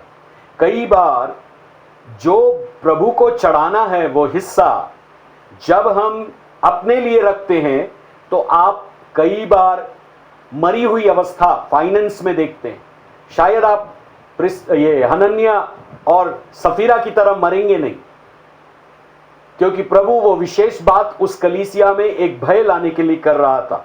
बट आपके फाइनेंस मर जाएंगे। लेकिन यहां एक मलयुद्ध में देखता हूं आत्मिक दुनिया में, एक परिवार के अंदर आपके आर्थिक सूत्रों को लेकर, आपके व्यवहार को लेकर एक मलयुद्ध है। जो पुराना स्वभाव हनन्या और सफीरा में से निकल गया था, लेकिन वो वापस लौट करके आया, क्योंकि शैतान ने उनके मन के अंदर में डाला। मेरे सुनने वाले हर एक पति और पत्नी ध्यान से सुने, आप जो भी निर्णय सही लेते हैं, परमेश्वर की आशीष आपके खत्तों पर, कमाई पर, परिवार पर आती है, और आप एक के बाद एक शैतान के युद्धों को जीतते जाते हैं। लेकिन जब आप कोई भी निर्णय अपने स्वार्थ के लिए लेते हैं, कलीसिया के विरोध में, प्रभु के दासों के विरोध में, ध्यान दीजिएगा, आप एक युद्ध में हैं। प्रभु के दास लोग आपको शायद आज कुछ ना बोले, पतरस की तरह, जैसे पतरस ने बोला, लेकिन प्रभु जो कलीसिया का स्वामी और मालिक है वो देखता है। वो मलयुद्ध के अंदर वो खुद भी शामिल है। वो शैतान को अनुमति देगा कि आपके जीवन के अंदर वो मृत अवस्था लाए, रुपयों की, आपके रिश्तों की, आपके जीवन के अंदर सब कुछ होते हुए भी आपके पास कुछ नहीं है, ऐसा महसूस होगा। ये एक मलयुद्ध है। ऐसा मलयुद्ध जीतने के लिए हमें क्या करना पड़ेगा? बहुत साधारण है। ऐसा मलयुद्ध जीतने के लिए आपकी सोच और आपकी विचार हमेशा प्रभु को महिमा देने के लिए होने पाए। ध्यान दीजिएगा, प्रभु का वचन एक जगह ऐसा कहता है, रोमियो की पुस्तक 14वां अध्याय और उसका 17वां वचन कहता है, परमेश्वर का राज्य खाना पीना नहीं है, है ना? केवल खाना खाओ, पियो, सो जाओ और बच्चों को खिलाओ पिलाओ, पालन पोषण करो, शादियां कर दो। तो परमेश्वर का राज्य केवल खाना पीना नहीं है, परंतु धार्मिकता और मेल मिलाप और वह आनंद है जो पवित्र आत्मा से होता है। जो कोई इस रीति से मसीह की सेवा करता है वो परमेश्वर को भाता है और मनुष्यों में ग्रहण योग्य ठहरता है। धार्मिकता, मेल मिलाप और पवित्र आत्मा के द्वारा आनंद है। इसका मतलब जब कोई आप निर्णय लेते हैं, उस निर्णय में आप जानकर रखिए, शैतान आपके मन को कहीं ना कहीं लुभाकर आप प्रभु से दूर ले जा सकता है। तो चेक आपको यह करना है मलयुद्ध के अंदर, क्या ये बात जो मैं कर रहा हूं प्रभु के विरोध में तो नहीं है? मन के अंदर अशांति आएगी, वो एक चिन्ह है। परिस्थितियां विपरीत होने लगेगी, वो कुछ चिन्ह है बाहरी तौर से, जहां आप ये समझ पाएंगे शैतान हमारे मनों को गड़बड़ा रहा है या भुला रहा है या प्रभु से दूर ले जा रहा है, और हम एक मलयुद्ध के अंदर पहुंच गए। इसलिए हम आपसे कह रहे थे, हमारी जो बुद्धि है, हमारा जो मुंह है, हमारा जो हृदय है, वो 3 आपके लिए रणभूमि है। इस रणभूमि को यदि आपने ठीक से नहीं समझा तो कई बार इस मलयुद्ध के अंदर आप नुकसान तो उठाएंगे, और आपका लाइफ पार्टनर यदि सहमत हो गया तो उठाएगा। बाइबल को पढ़िए, परिवार इसलिए नष्ट हो गए क्योंकि आदम ने हवा की बात सुनी। प्रभु ने कहा है, आदम ने अपनी पत्नी की बात सुनी, बाइबल कहती है।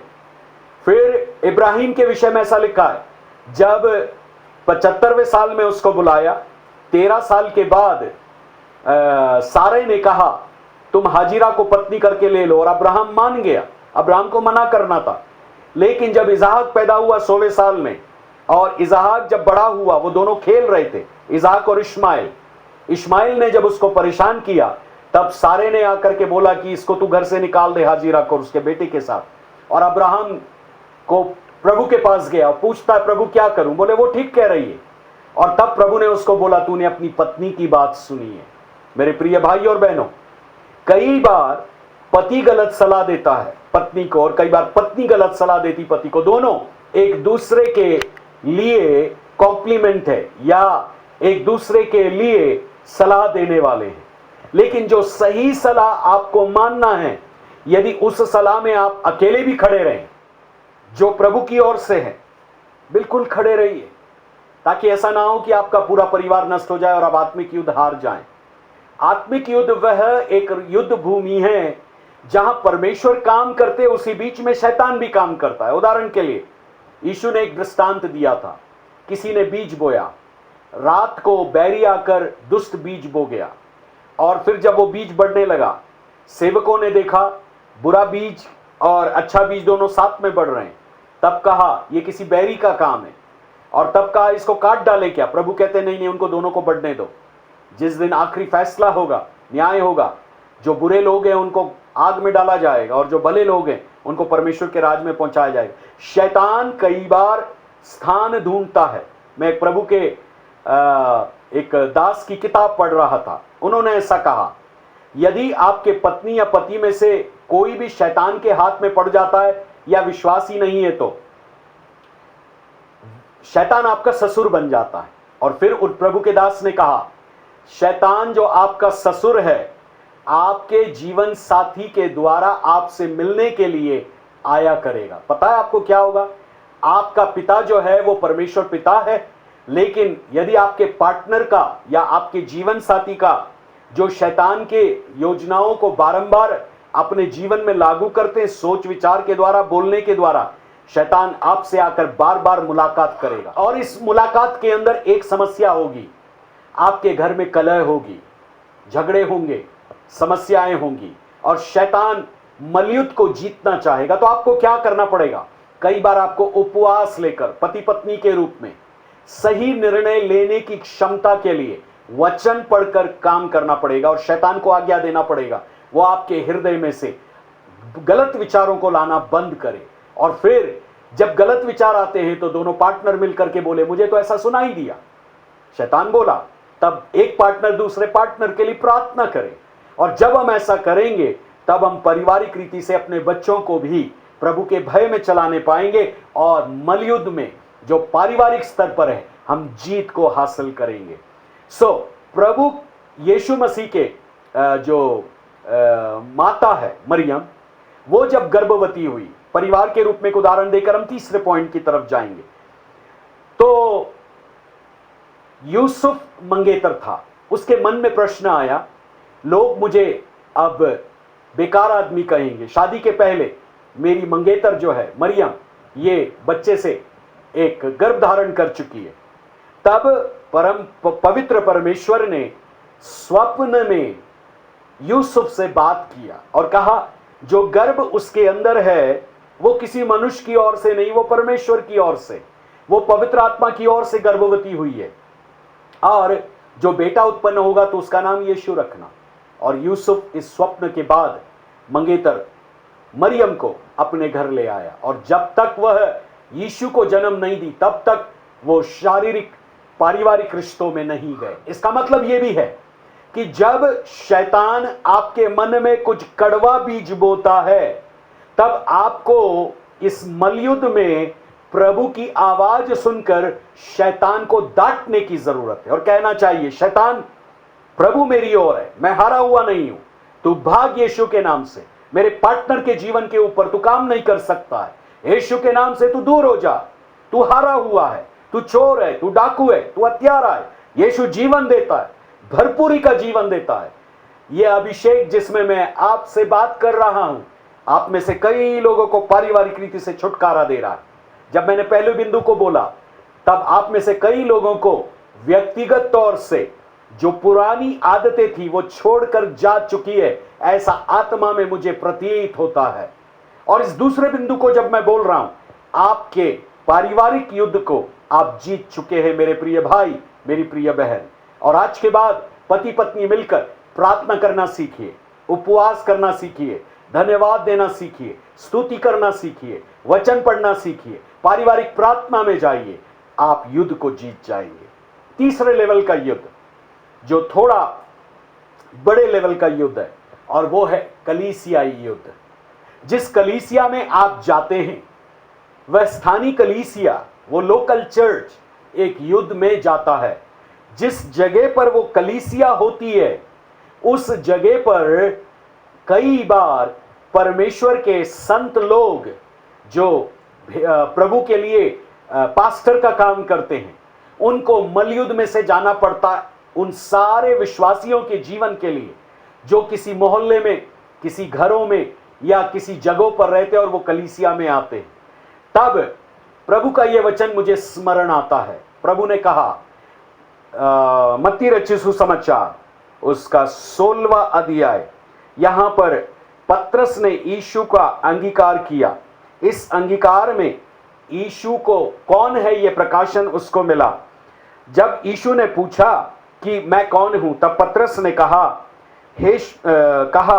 कि तू जीवते परमेश्वर का पुत्र मसीह है। और तब यीशु ने उसको उत्तर दिया, हे शमौन योना के पुत्र, तू धन्य है, क्योंकि मांस और लहू ने नहीं परंतु मेरे पिता ने जो स्वर्ग में है यह बात तुझ पर प्रकट की है। और मैं भी तुझसे कहता हूं, तू पतरस है, और मैं इस पत्थर पर अपनी कलीसिया बनाऊंगा और अधोलोक के फाटक उस पर प्रबल ना होंगे। 19 कहता है, मैं तुझे स्वर्ग के राज की कुंजियां दूंगा, जो कुछ तू पृथ्वी पर बांधेगा वह स्वर्ग में बंधेगा, और जो कुछ तू पृथ्वी पर खोलेगा वह स्वर्ग में खुलेगा। दूसरे शब्दों में कलीसिया स्थानीय रूप में जहां पर भी होती है, एक कलीसियाएं हो, अनेक कलीसियाएं हो, एक मोहल्ले के अंदर 5 कलीसियाएं हो, या एक वार्ड के अंदर असंख्य कलीसियाएं हो, या एक शहर के अंदर असंख्य कलीसियाएं हो, जहां जहां कलीसिया होती है वहां वातावरण के अंदर पाए जाने वाली जो क्षेत्रीय आत्माएं हैं, जिसको अंग्रेजी में टेरिटोरियल स्पिरिट्स बोलते हैं, वो होती है। जैसे उदाहरण के लिए पिछले हमारे संदेश के अंदर हमने आपको एक व्यक्ति के दुष्ट आत्मा से 6000 दुष्ट आत्माओं से छुटकारे के बारे में बात किया था, मरकुस 5 अध्याय के अंदर, मार्क चैप्टर 5। इस आदमी के अंदर ये जो सेना थी ये कब्रों में रहता था, लेकिन जब ये कब्रों में रहता था और थोड़ी दूर पर एक बड़ा पहाड़ था और नीचे पानी का स्थान था। जब यीशु ने दुष्ट आत्माओं को इस आदमी में से निकलने के लिए बोला था, तो ये दुष्ट आत्मा ये कही, हमें इस देश के बाहर मत भेज, हमें इस देश के बाहर नहीं भेजो। पहले तो ये बोला, यीशु तुम कौन है, हम जानते हैं, तुम परमेश्वर के पवित्र जन हो, तुम समय के पहले हमको नाश करने के लिए क्यों आए। नमस्कार भी किया यीशु को, ऐसा लगा जैसे कि मानो ये कोई पवित्र इंसान नमस्कार कर रहा हो, लेकिन ये तो दुष्ट आत्मा से पीड़ित था, नंगा था और घायल करता था अपने शरीर को। लेकिन वो दुष्ट आत्मा यीशु से ऐसा क्यों बोली, हमें इस देश के बाहर मत भेजो। यीशु चाहे तो उनको अथाह कुंड के अंदर भेज सकता था, अंधेरे कुंड के अंदर, और यीशु ने वहां नहीं भेजा, लेकिन वहां यीशु को अधिकार था। परंतु आत्मिक दुनिया में यीशु जो अधिकार रखते थे, उस अधिकार के चलते प्रभु यीशु मसीह को वो दुष्ट आत्मा बोल रही थी कि इस देश के बाहर हमें मत भेजो। तो मैं आपको यहां कलीसिया के साथ प्रदेश और देश की भी बात कर लेते हैं। जहां पर भी कलीसियाएं होती है, चाहे शहर में हो, गांव में हो, मोहल्ले में हो, वार्ड में हो, जिले में हो, राज्य प्रदेश के अंदर हो या देश के अंदर हो, उस एरिया के अंदर में, जैसे हमने आपको 4 प्रकार के दुष्ट आत्मा के वातावरण के बारे में बताया था। इफिसी 6:12, एफेशियंस 6:12, प्रधानों, अधिकारियों, अंधकार के हाकिमों और दुष्ट आत्मा की आत्मिक सेनाओं। तो यह एक स्तर से दूसरे स्तर और दूसरे स्तर से तीसरे स्तर और तीसरे स्तर से चौथे स्तर पर जुड़ा हुआ मसला है। हर एक देश का एक प्रधान है, इसीलिए कलीसिया जिस मोहल्ले के अंदर होती है, उस मोहल्ले के अंदर पाए जाने वाली शक्तियां कई बार कलीसिया के लोगों के जीवन को प्रभावित करती है। हम अपना उदाहरण आपको दे सकते हैं।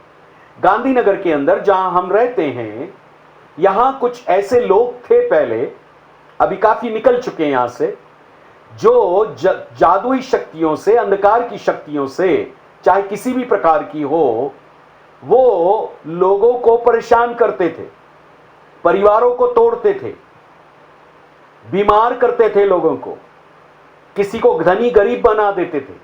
जब ये बातें हमारी आत्मा में हमको पता चला, तब हम 72 घंटे की जब प्रार्थना में थे, हमारा एनकाउंटर हुआ, हमारा एक मुठभेड़ हुई अंधकार की शक्ति से। पवित्र आत्मा इस युद्ध में लड़ने के लिए हमको मदद किया। जब आप कलीसियाई तौर पर पास्टर होने के नाते प्रार्थना में आते हैं, उस जगह पर पाए जाने वाली शक्तियों का एनकाउंटर करना हमारा काम नहीं है।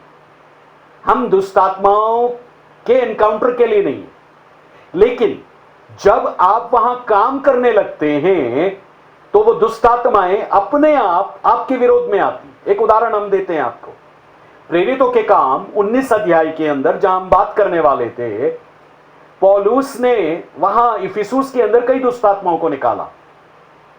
स्किवा नाम का एक याजक था, उसके 7 बेटे थे, ये यहूदी था। ये बेटे झाड़ा फूकी करते थे। प्रेरितों के काम 19 अध्याय, एक्ट्स ऑफ अपोस्टल चैप्टर 19। और एक आदमी को दुष्टात्मा लगी थी। वो ये कहते हैं, जिस यीशु का प्रचार पौलुस करता है, उस यीशु के नाम से दुष्टात्मा तो निकल जा। उनको तो ऐसा बोलना था, सीधा यीशु के नाम से निकल जा। वो पौलुस का नाम ले रहे हैं और यीशु का भी नाम ले रहे हैं। पता है दुष्टात्मा ने क्या बोला? मैं यीशु को भी जानती हूं और पौलुस को भी जानती हूं। हालेलुया। आत्मिक दुनिया में जब हम प्रभु के अधिकार में ऑपरेट होते हैं, व्यक्तिगत तौर से, पारिवारिक तौर से, कलीसियाई तौर से, ध्यान दीजिएगा, दुष्टात्मा हमें पहचानने लगती है। हम शैतान के राज के लिए ब्लैक लिस्टेड है। हम काली सूची में हैं शैतान के, परमेश्वर के हम व्हाइट सूची में, हम व्हाइट लिस्टेड है परमेश्वर के नजरों में। तब ये आदमी जिसके अंदर दुष्टात्मा था, इनके विरोध में उठा, इनको मारने लगा, इनके कपड़े फाड़ दिए और ये लोग नंगे घर से भागे। हालेलुया। और वहां जितने तांत्रिक लोग थे, जादूगर थे, सब ने अपनी पोथियां लाकर जलाई। कम से कम लाखों रुपए की वो पोथियां थी, बाइबल कहती है, और परमेश्वर का वचन वहां फैलता गया। दूसरे शब्दों में, यदि किसी जगह पर कलीसिया है और कलीसिया यदि बढ़ नहीं रही है, कलीसिया यदि आत्मा में चल नहीं रही है, पास्टर यदि प्रभु के वचन को ठीक से लेकर आ नहीं पा रहा है, पास्टर के परिवार के अंदर यदि उन्नति नहीं हो रही है, चर्च के अंदर लोगों की संख्या नहीं बढ़ रही है, लोग विश्वास में नहीं बढ़ रहे हैं, तो वहां लोगों को मिलकर प्रार्थना में बैठना होगा और आत्मा में आराधना करना होगा। हमने 72 घंटे की जब प्रार्थना किया, हमने बगैर रुके नॉन स्टॉप स्तुति किया, आराधना किया, अन्य भाषा में प्रार्थना किया, वचन पढ़ा, फिर धन्यवाद दिया, फिर मध्यस्थता की प्रार्थना में गए, निवेदन की प्रार्थना में गए, विनती की प्रार्थना में गए, सहमति की प्रार्थना में गए, धन्यवाद की प्रार्थना में गए, आराधना में गए, और हम निरंतर प्रभु के लिए अपने आप को देते चले गए। 72 घंटे जब हमने अपने आप को दिया, केवल हम कुछ थोड़े समय के लिए एक एक करके नीचे जाते थे, लेकिन कोई ना कोई 72 घंटे 2012 के अंदर गांधीनगर में एक रूम के अंदर हम बंद हो गए।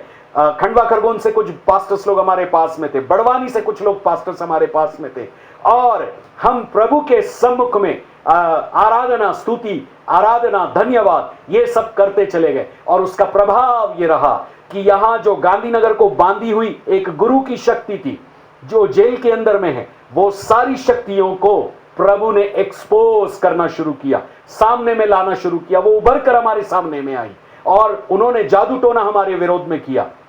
रात्रि को 4 घंटे में पवित्र आत्मा ने उन सारी शक्तियों को परास्त किया और हमको विजय दिया। अब आपको यह जानने की जरूरत है, यदि कलीसियाई तौर से आप किसी युद्ध में हैं तो आप जीतेंगे कैसे। ना ध्यान दीजिएगा प्रिय विश्वासी हो या पास्टर हो, यदि आप बारंबार ये कहते शैतान में तुझे बांधता हूं, दुष्टात्मा तू भाग जा, ये उसी के समान है जैसे आपने बंदूक हाथ में लिया और अपनी आंखें बंद की और डाई डाई डाई डाई डाई डाई डाई डाई डाई डाई डाई मारना आपने शुरू किया। लेकिन यदि आप प्रभु के सामने में रुकते, अन्य भाषा में प्रार्थना करते, स्तुति करते, आराधना करते, धन्यवाद देते, तब प्रभु का वचन, प्रभु की उपस्थिति से आपके मन के अंदर, विचारों के अंदर आता है और यह प्रकाशन का वचन है। हालेलुया। ये वो विचार है जो पवित्र आत्मा कहते हैं ऐसा करो, ऐसा बोलो, ये आयत बोलो, ऐसा बोलो, इस प्रकार से कहो, इस प्रकार से बोलो, यह आत्मा यहां से है। जैसे जैसे प्रकाशन की आत्मा पवित्र आत्मा के द्वारा कार्य करती है, कलीसिया युद्ध को जीतती जाती। हालेलुया। और वो स्थान दुष्टात्मा छोड़कर चले जाते हैं। आखिरी में देश के विरोध में जो दुष्टात्मा का जकड़ है, पकड़ है, दानियल की पुस्तक आप 10वां अध्याय पढ़िए। दानियल को जब पता चला कि परमेश्वर कुछ विपत्ति लाने जा रहा है, वो 21 दिन का उपवास लिया, प्रभु के सामने ठहर गया। उसकी प्रार्थना का उत्तर तो पहले ही दिन आ गया था, लेकिन फारस का राजा उससे लड़ने के लिए, जिब्राइल से लड़ने के लिए जो उसका उत्तर लेकर आ रहा था, खड़ा हुआ।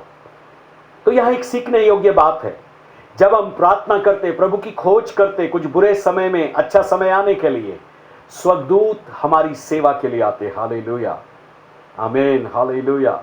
चाहे देश विदेश के लिए हो, चाहे घर के लिए हो, चाहे परिवार के लिए हो, चाहे व्यक्तिगत जीवन के लिए हो, स्वर्गदूतों को सेवा टहल करने वाली आत्मा बोला है। और वे स्वर्गदूत हमारी प्रार्थनाओं को लेने के लिए आते और लेकर परमेश्वर के सिंहासन के सामने जाते, उसकी वेदी के ऊपर उंडेलते हैं। ऐसा प्रकाशित वाक्य रेवलेशन चैप्टर 8 वर्स 5 to 8, 5 से 8 में लिखा है। प्रकाशित वाक्य 8वां अध्याय 5 से लेकर 8 तक में लिखा है। और तब परमेश्वर के सिंहासन से भूडोल, गर्जन और बिजलियां निकलती है। अर्थात दूसरे शब्दों में हमको पृथ्वी पर रिजल्ट्स दिखाई देते। हम पृथ्वी पर प्रार्थना करते हैं, लेकिन स्वर्गदूत सोने के दूध के कटोरे लेकर आते। तो दानियल प्रार्थना करने लगा, जिब्राइल आया, लेकिन 21 दिन उसको लगे। 21वें दिन वो आया, पहले दिन आ गया था। ये जो फारस का राजा है, ये कोई और नहीं परंतु उस देश का जो प्रधान दुष्टात्मा का अधिकारी था, वो उसको रोके हुए था और लड़ाई जारी रही। क्योंकि जिब्राइल का काम केवल संदेश देना, वो लड़ नहीं सकता। परमेश्वर के राज्य में परमेश्वर ने अलग अलग स्वर्गदूतों के झुंडों को बनाया है। मिकाएल है जो लड़ने वाला स्वर्गदूत है। तब परमेश्वर ने देखा 21वें दिन दानियल और वेट नहीं करना चाहिए। तब परमेश्वर ने मिकाएल को बोला, जाओ। मिकाएल अपनी सेना के साथ आया, फारस के राजा के साथ लड़ा। और जब लड़ा तब 21वें दिन जिब्राइल स्वर्गदूत दानियल को संदेश दिया। और देने के बाद जिब्राइल ये कहता, मैं वापस जाऊंगा, लेकिन मिकाएल फिर आएगा। वो फारस के राजा से और यूनान के राजा से, दोनों से लड़ेगा। आत्मिक दुनिया में फारस का राजा, यूनान का राजा, पॉलिटिकल गढ़, राजनीतिक तौर से जो शक्तियों को वे लोग मानते हैं, वो शक्तियों का गढ़ आएंगे, हमसे लड़ेंगे और मिकाएल आकर उससे लड़ेगा और फिर हम वापस परमेश्वर के सिंहासन के पास जाएंगे। आत्मिक दुनिया में जब हम उपवास करना शुरू करते हैं, जो सच्चा उपवास है, 1-2 दिन का नहीं परंतु कई दिनों तक का, जिसमें हमारा मन प्रभु की खोज करता है। तो मरकुस 5:10 में भी ये कहा है कि हमें इस देश के बाहर मत भेज। इसका मतलब हर देश के ऊपर नियंत्रण करने वाली एक प्रधान की शक्ति है। यह प्रधान की शक्ति कौन सी है, क्या है, यह केवल पवित्र आत्मा हमें प्रकाशन दे सकते हैं। Hallelujah, hallelujah. मैं आपका ध्यान यीशु की तरफ ले जाना चाहता हूं। यदि आप ऐसी शक्तियों से जूझ रहे, व्यक्तिगत तौर से, पारिवारिक तौर से, कलीसियाई तौर से या भारत देश की तौर से, यीशु को ध्यान करिए। यीशु क्रूस पर जाने वाले थे। लूका 22:53 कहता है, लूक चैप्टर 22 वर्स 53, वो अंधकार के अधिकार के तहत पकड़वाए गए। तो वहां राजनीतिक स्तर पर, जातिवाद स्तर पर तो यीशु को पकड़ा गया, लेकिन इसके पीछे शैतान का हाथ भी था, क्योंकि शैतान यहूदा में समाया था और वही शैतान हेरोदेस, पिलातुस और शास्त्री, फरीसी, सदूकी सब में समाया था। इन लोगों ने यीशु को क्रूस पर चढ़ाया। जब यीशु क्रूस पर थे तब कुलसियों की पत्री कोलोसियंस 2:15 कहता है, सारी प्रधानता और अधिकार को यीशु ने अपने ऊपर से उखाड़कर फेंक दिया और क्रूस के द्वारा उनके ऊपर जय जयकार की घोषणा किया। हालेलुया। इसका मतलब क्रूस वो स्थान था जहां यीशु का और शैतान की आत्मिक दुनिया में लड़ाई हुई। मेरे और आपके व्यक्तिगत जीवन के लिए, पारिवारिक जीवन के लिए, कलीसियाई जीवन के लिए और हमारे देश के लिए और पूरे देशों के लिए यीशु उस प्रधान से लड़ा, प्रधानों से लड़ा, सारे अधिकारियों से वो लड़ा वहां पर, जो आज मौजूद है आत्मिक दुनिया में, जिसको हमारी नंगी आंखें देख नहीं सकती, लेकिन वो काम करते हैं हमारे विरोध में, हमारे विपरीत में। और जब हम आत्मा में चलते हैं, आत्मा में सुनते हैं, वचन का पालन करते हैं, पवित्र आत्मा की आज्ञाकारिता में आगे बढ़ते, तो वे लोग परास्त होते हैं। तब यीशु को 3 दिन और 3 रात के लिए उस पाताल लोक में जाना पड़ा। वहां पर भी जाकर उन्होंने हरेक उन अंधकार की शक्तियों के ऊपर विजय घोषणा किया। फिर वहां से वो 3 दिन के बाद जी उठे, वापिस आए। उन्होंने मृत्यु की ताकत को तोड़ा और पाप की शक्ति को तोड़ा, जो शैतान की अपने आप में एक बड़ी ताकत थी। Hallelujah, hallelujah. वहां उन्होंने प्रधानता और अधिकार को परास्त किया। आपके जीवन के ऊपर भी मृत्यु की ताकत, पाप की शक्ति अभी परास्त कर दी जाती है। आपके परिवार के ऊपर से परास्त कर दी जाती है। आपके व्यक्तिगत जीवन के ऊपर से परास्त कर दी जाती है। आपकी कलीसियाई जीवन से परास्त कर दी जाती है और हमारे भारत देश के ऊपर से, प्रदेश के ऊपर से परास्त कर दी जाती है। ये वचन बोलकर हम शैतान को निकम्मा कर देते, हारा हुआ है, ऐसा कहते। हालेलुया। और जब प्रभु वापिस आएंगे हमें लेने के लिए, तब सृष्टि बड़ी आशा भरी दृष्टि से परमेश्वर के पुत्रों की प्रकट होने की बात जो रही है। तब शैतान कई लोगों को रोकने की कोशिश करेगा कि यीशु के साथ ना जाए, लेकिन यीशु का महिमा, यीशु का तेज, यीशु की पुनरुत्थान की सामर्थ पवित्र आत्मा के द्वारा हमारे जीवनों को रूपांतरित करेगी और हमें यीशु से मिलने के लिए बादलों पर लेकर जाएगी। हालेलुया। और हम एक बड़ा युद्ध उस समय जीतेंगे और वो युद्ध होगा मृत्यु के ऊपर। हम जयवंत होंगे, अनंत जीवन के लिए यीशु के साथ हम जाएंगे। आखिरी में, यदि आपको समझ में नहीं आता ये मलयुद्ध है क्या, तो पवित्र आत्मा इसकी ट्रेनिंग आपको दे सकते हैं। वही एक अच्छा ट्रेनिंग देने वाला सामर्थ्य है, क्योंकि यशाया 59 चैप्टर, ये वचन मुझे बहुत पसंद है, क्योंकि यहां पवित्र आत्मा एक योद्धा के रूप में बताया है। लिखा है 59 चैप्टर का 19वां वचन, यहां कहता है कि तब पश्चिम की ओर लोग यहोवा के नाम का और पूर्व की ओर उसकी महिमा का भय मानेंगे, क्योंकि जब शत्रु महानद के समान चढ़ाई करेंगे, जब शत्रु महानद, या महानद मतलब महानदी के समान चढ़ाई करेंगे, तब यहोवा का आत्मा उनके विरुद्ध झंडा खड़ा करेगा। परमेश्वर का आत्मा शत्रु की महानद के विरुद्ध झंडा खड़ा करेगा। तो पवित्र आत्मा आपको इस युद्ध की ट्रेनिंग दे सकता है। आपको सुनने की जरूरत है। आत्मिक दुनिया के उन पदवी को समझकर और आत्मिक दुनिया में आप यीशु में कौन हैं ये जानकर, जब आप विश्वास में खड़े होते हैं, विश्वास की भाषा बोलना शुरू करते हैं, विश्वास में आत्मिक दुनिया में देखने के लिए प्रभु आपकी आत्मिक आंखों को खोलता है, विश्वास की भाषा सुनने के लिए प्रभु आपके आत्मिक कानों को खोलता है, विश्वास के वचन सुनने के लिए आपका हृदय उसको रिसीव करता है, तो आत्मिक मलयुद्ध करना आसान है मेरे प्रियो। पल भर के अंदर आप युद्ध जीत जाएंगे। तो आपको पवित्र आत्मा का प्रकाशन चाहिए। वो कैसे मिलेगा? आपको प्रभु से प्रेम करने वाला व्यक्ति बनेगा। जब आप प्रभु से प्रेम करने वाले व्यक्ति बन जाएंगे तो क्या होगा? जो बातें आंखों ने नहीं देखी, जो बातें कानों ने नहीं सुनी, जो किसी मनुष्य के हृदय में नहीं आई, ऐसी बातें पवित्र आत्मा आपके मन के अंदर डालेगा प्रकाशन के रूप में। और जब आप वो प्रकाशन लेंगे, वो प्रकाशन को आप बोलना शुरू करेंगे, तब आत्मिक दुनिया में हड़कंप मच जाएगा।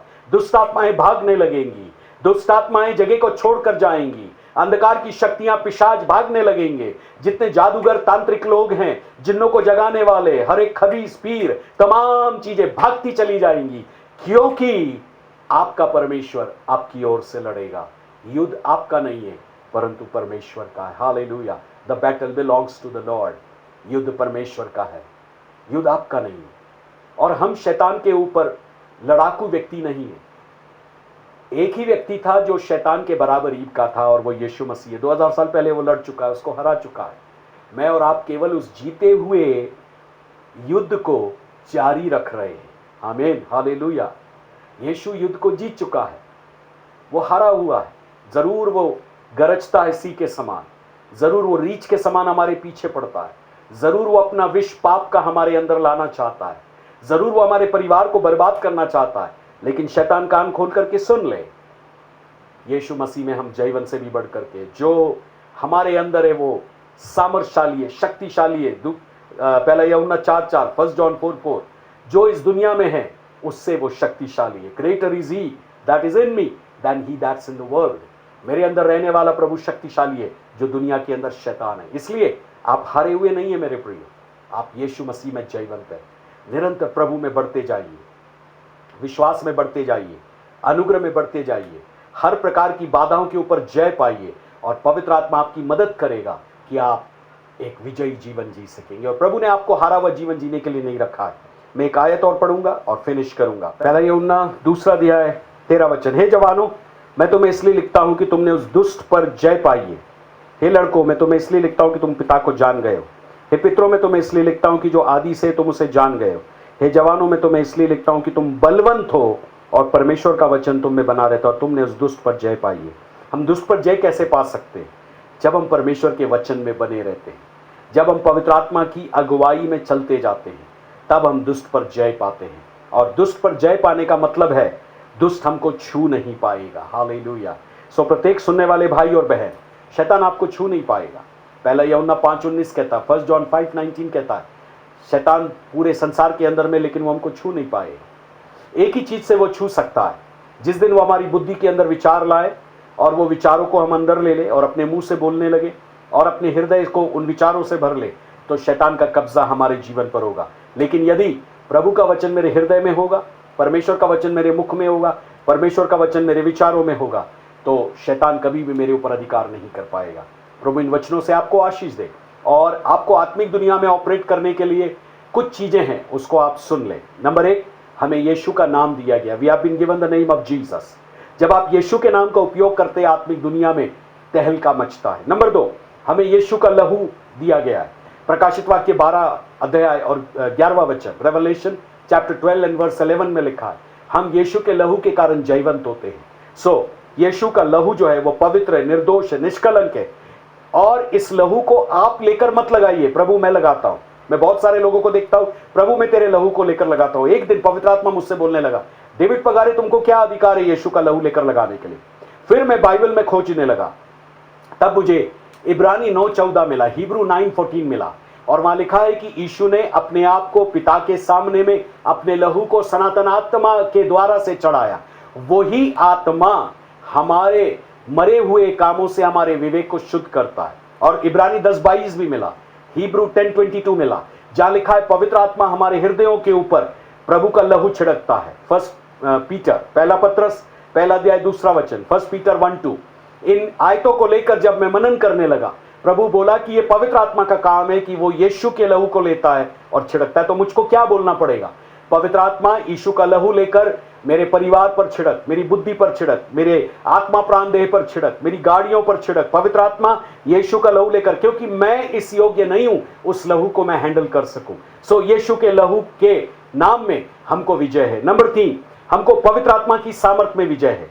जब कभी आप पवित्र आत्मा से भरा हुआ जीवन बिताते, पौलुस को देखिए, वो दुष्ट आत्माओं को निकाला। पतरस को देखिए, वो दुष्ट आत्माओं को निकाला। यीशु जब पवित्र आत्मा से भरे हुए थे, उन्होंने दुष्ट आत्माओं को निकाला। जब आप पवित्र आत्मा की सामर्थ से भर जाते हैं, प्रेरितों के काम 10:38 यीशु के विषय में कहता है किस रीति से परमेश्वर ने यीशु को पवित्र आत्मा से और सामर्थ से अभिषेक किया और वो सब जगह शैतान के जो सताए हुए थे उनको आजाद करता फिरा और भलाई करता रहा। पवित्र आत्मा की सामर्थ से जब आप भर जाते, आप पाप के ऊपर विजयी जीवन बिताते हैं। पवित्र आत्मा की सामर्थ आपके लिए एक बड़ा हथियार है।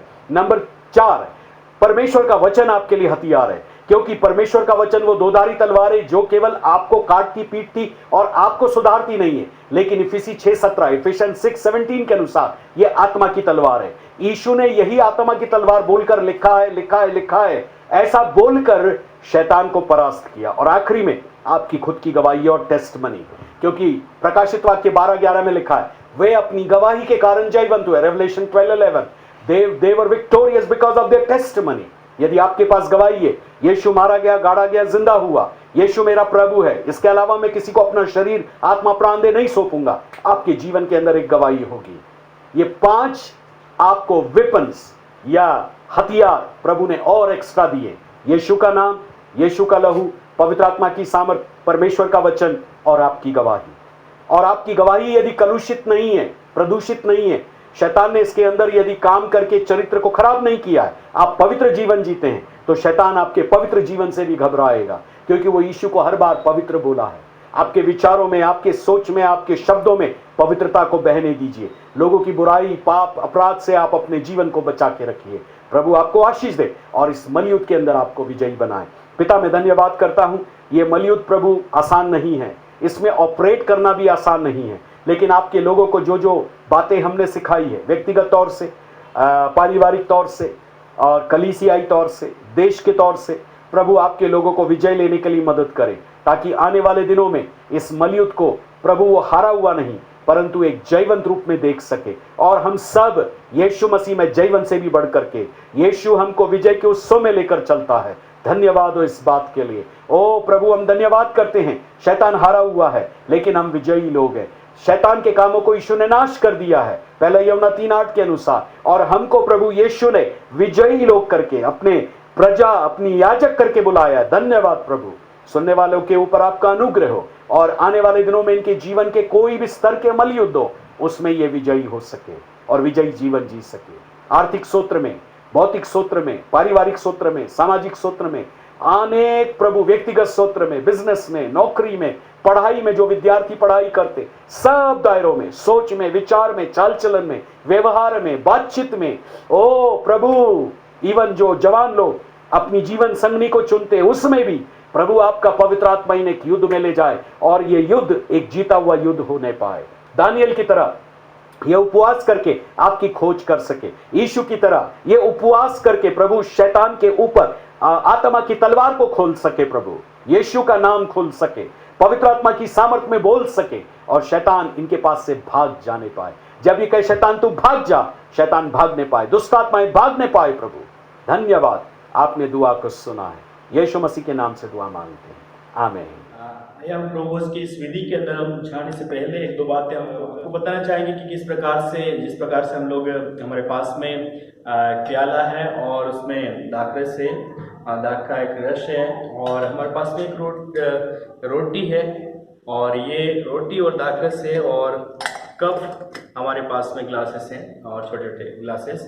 और जिस प्रकार से हम लोग एक जगह इकट्ठे नहीं हो पा रहे हैं चर्च के अंदर, लेकिन अपने अपने घरों में रह करके जिस प्रकार से हम लोग इस प्रभोज को ले रहे हैं, वैसे ही आप अपने घर के अंदर जहाँ पर भी हैं, आप है परिवार के जो भी मुख्य है, जिन्होंने उद्धार को पाया है, बपतिस्मा लिया है और अपने जीवन को प्रभु के हाथों में समर्पित किया है, और पूरी रीति से प्रभु को अपना जीवन दे करके परमेश्वर पिता के ऊपर जो आश्रित है, और यीशु पिता के इस विधि को प्रभु यीशु मसीह जिस रात को वो पकड़वाए जाने से पहले अपने चेलों के साथ में एक भोज किया, और उन चेलों को प्रभु यीशु पिता ने यही कहा कि जब तक मैं नहीं आता हूँ मेरे स्मरण के लिए यही किया करना। सो मेरे प्रियो, आप अपने घर के अंदर हैं, आप रोटी बना सकते हैं, छोटी सी एक रोटी, और चाय, काली चाय भी आप बना सकते हैं, और या तो फिर कोई सा भी जूस आप मार्केट के अंदर जो भी अवेलेबल होता है ले सकते हैं, और उसका हम एक प्रकार से जो जूस बनता है उसको बना करके अपने परिवार के साथ, हमारे पास में ग्लास है लेकिन आपके पास में हो सकता है चाय के कप हो सकते हैं, उस कप को भी आप इस्तेमाल कर सकते हैं, और परिवार के आप सदस्य हैं तो एक कप से भी आप, प्याले से भी आप पी सकते हैं, क्योंकि प्रभु यीशु मसीह भी अपने चेलों के साथ में जब पहला भोज किया तो उसने रोटी तोड़ी और उसके बाद चेलों को दिया कि ये मेरे देह है, इसको खाओ और मेरे स्मरण के लिए यही किया करना। और उसके बाद में प्याले को उठा करके पिता को धन्यवाद दिया और कहता है कि ये लहू में मेरी नई वाचा है, इसको पियो और मेरे स्मरण के लिए यही क्या करना। तो एक ही प्याले से 12 चेले लोग और यीशु मसीह एक ही प्याले से वो पिए, और इस प्रकार से इस विधि को उन्होंने अच्छे से पूरी करके प्रभु यीशु मसीह इस बात को कहते हैं कि जब तक मैं नहीं आऊं तब तक इसको तुम करते रहना। और हम कुरिन्थियों की पत्री से भी हम पढ़ेंगे और किस प्रकार से हमको कुरिन्थियों की पत्री में पौलुस किस प्रकार से इस प्रभु भोज को लेने के लिए बोलते हैं। तो कुरिन्थी की पहला कुरिन्थी उसका 11वां अध्याय उसका 23 पद से ब्रदर जोशुआ हमारे बीच में है, 23 से 32 पद तक वो पढ़ने में हमारी अगुवाई करेंगे। पहला कुरिन्थियों उसका 11 अध्याय 23 से मैं पढ़ूंगा। क्योंकि यह बात मुझे प्रभु से पहुंची और मैंने तुम्हें भी पहुंचा दी कि प्रभु यीशु ने जिस रात वह पकड़वाया गया रोटी ली और धन्यवाद करके उसे तोड़ा और कहा, यह मेरी देह है जो तुम्हारे लिए, मेरे स्मरण के लिए यही किया करो। इसी रीति से उसने बियारी के पीछे कटोरा भी लिया और कहा, यह कटोरा मेरे लहू की नई वाचा है, जब कभी पियो तो मेरे स्मरण के लिए यही किया करो। क्योंकि जब कभी तुम इस रोटी खाते और इस कटोरे में से पीते हो तो प्रभु की मृत्यु को जब तक वह ना आए प्रचार करते हो। इसलिए जो कोई अनुचित रीति से प्रभु की रोटी खाए या उसके कटोरे में से पिए वह प्रभु की देह और लहू का अपराधी ठहरेगा। इसलिए मनुष्य अपने आप को जांच ले और इसी रीति से इस रोटी में से खाए और इस कटोरे में से पिए। क्योंकि जो कोई खाते पीते समय प्रभु की देह को ना पहचाने वह इस खाने और पीने से अपने ऊपर दंड लाता है।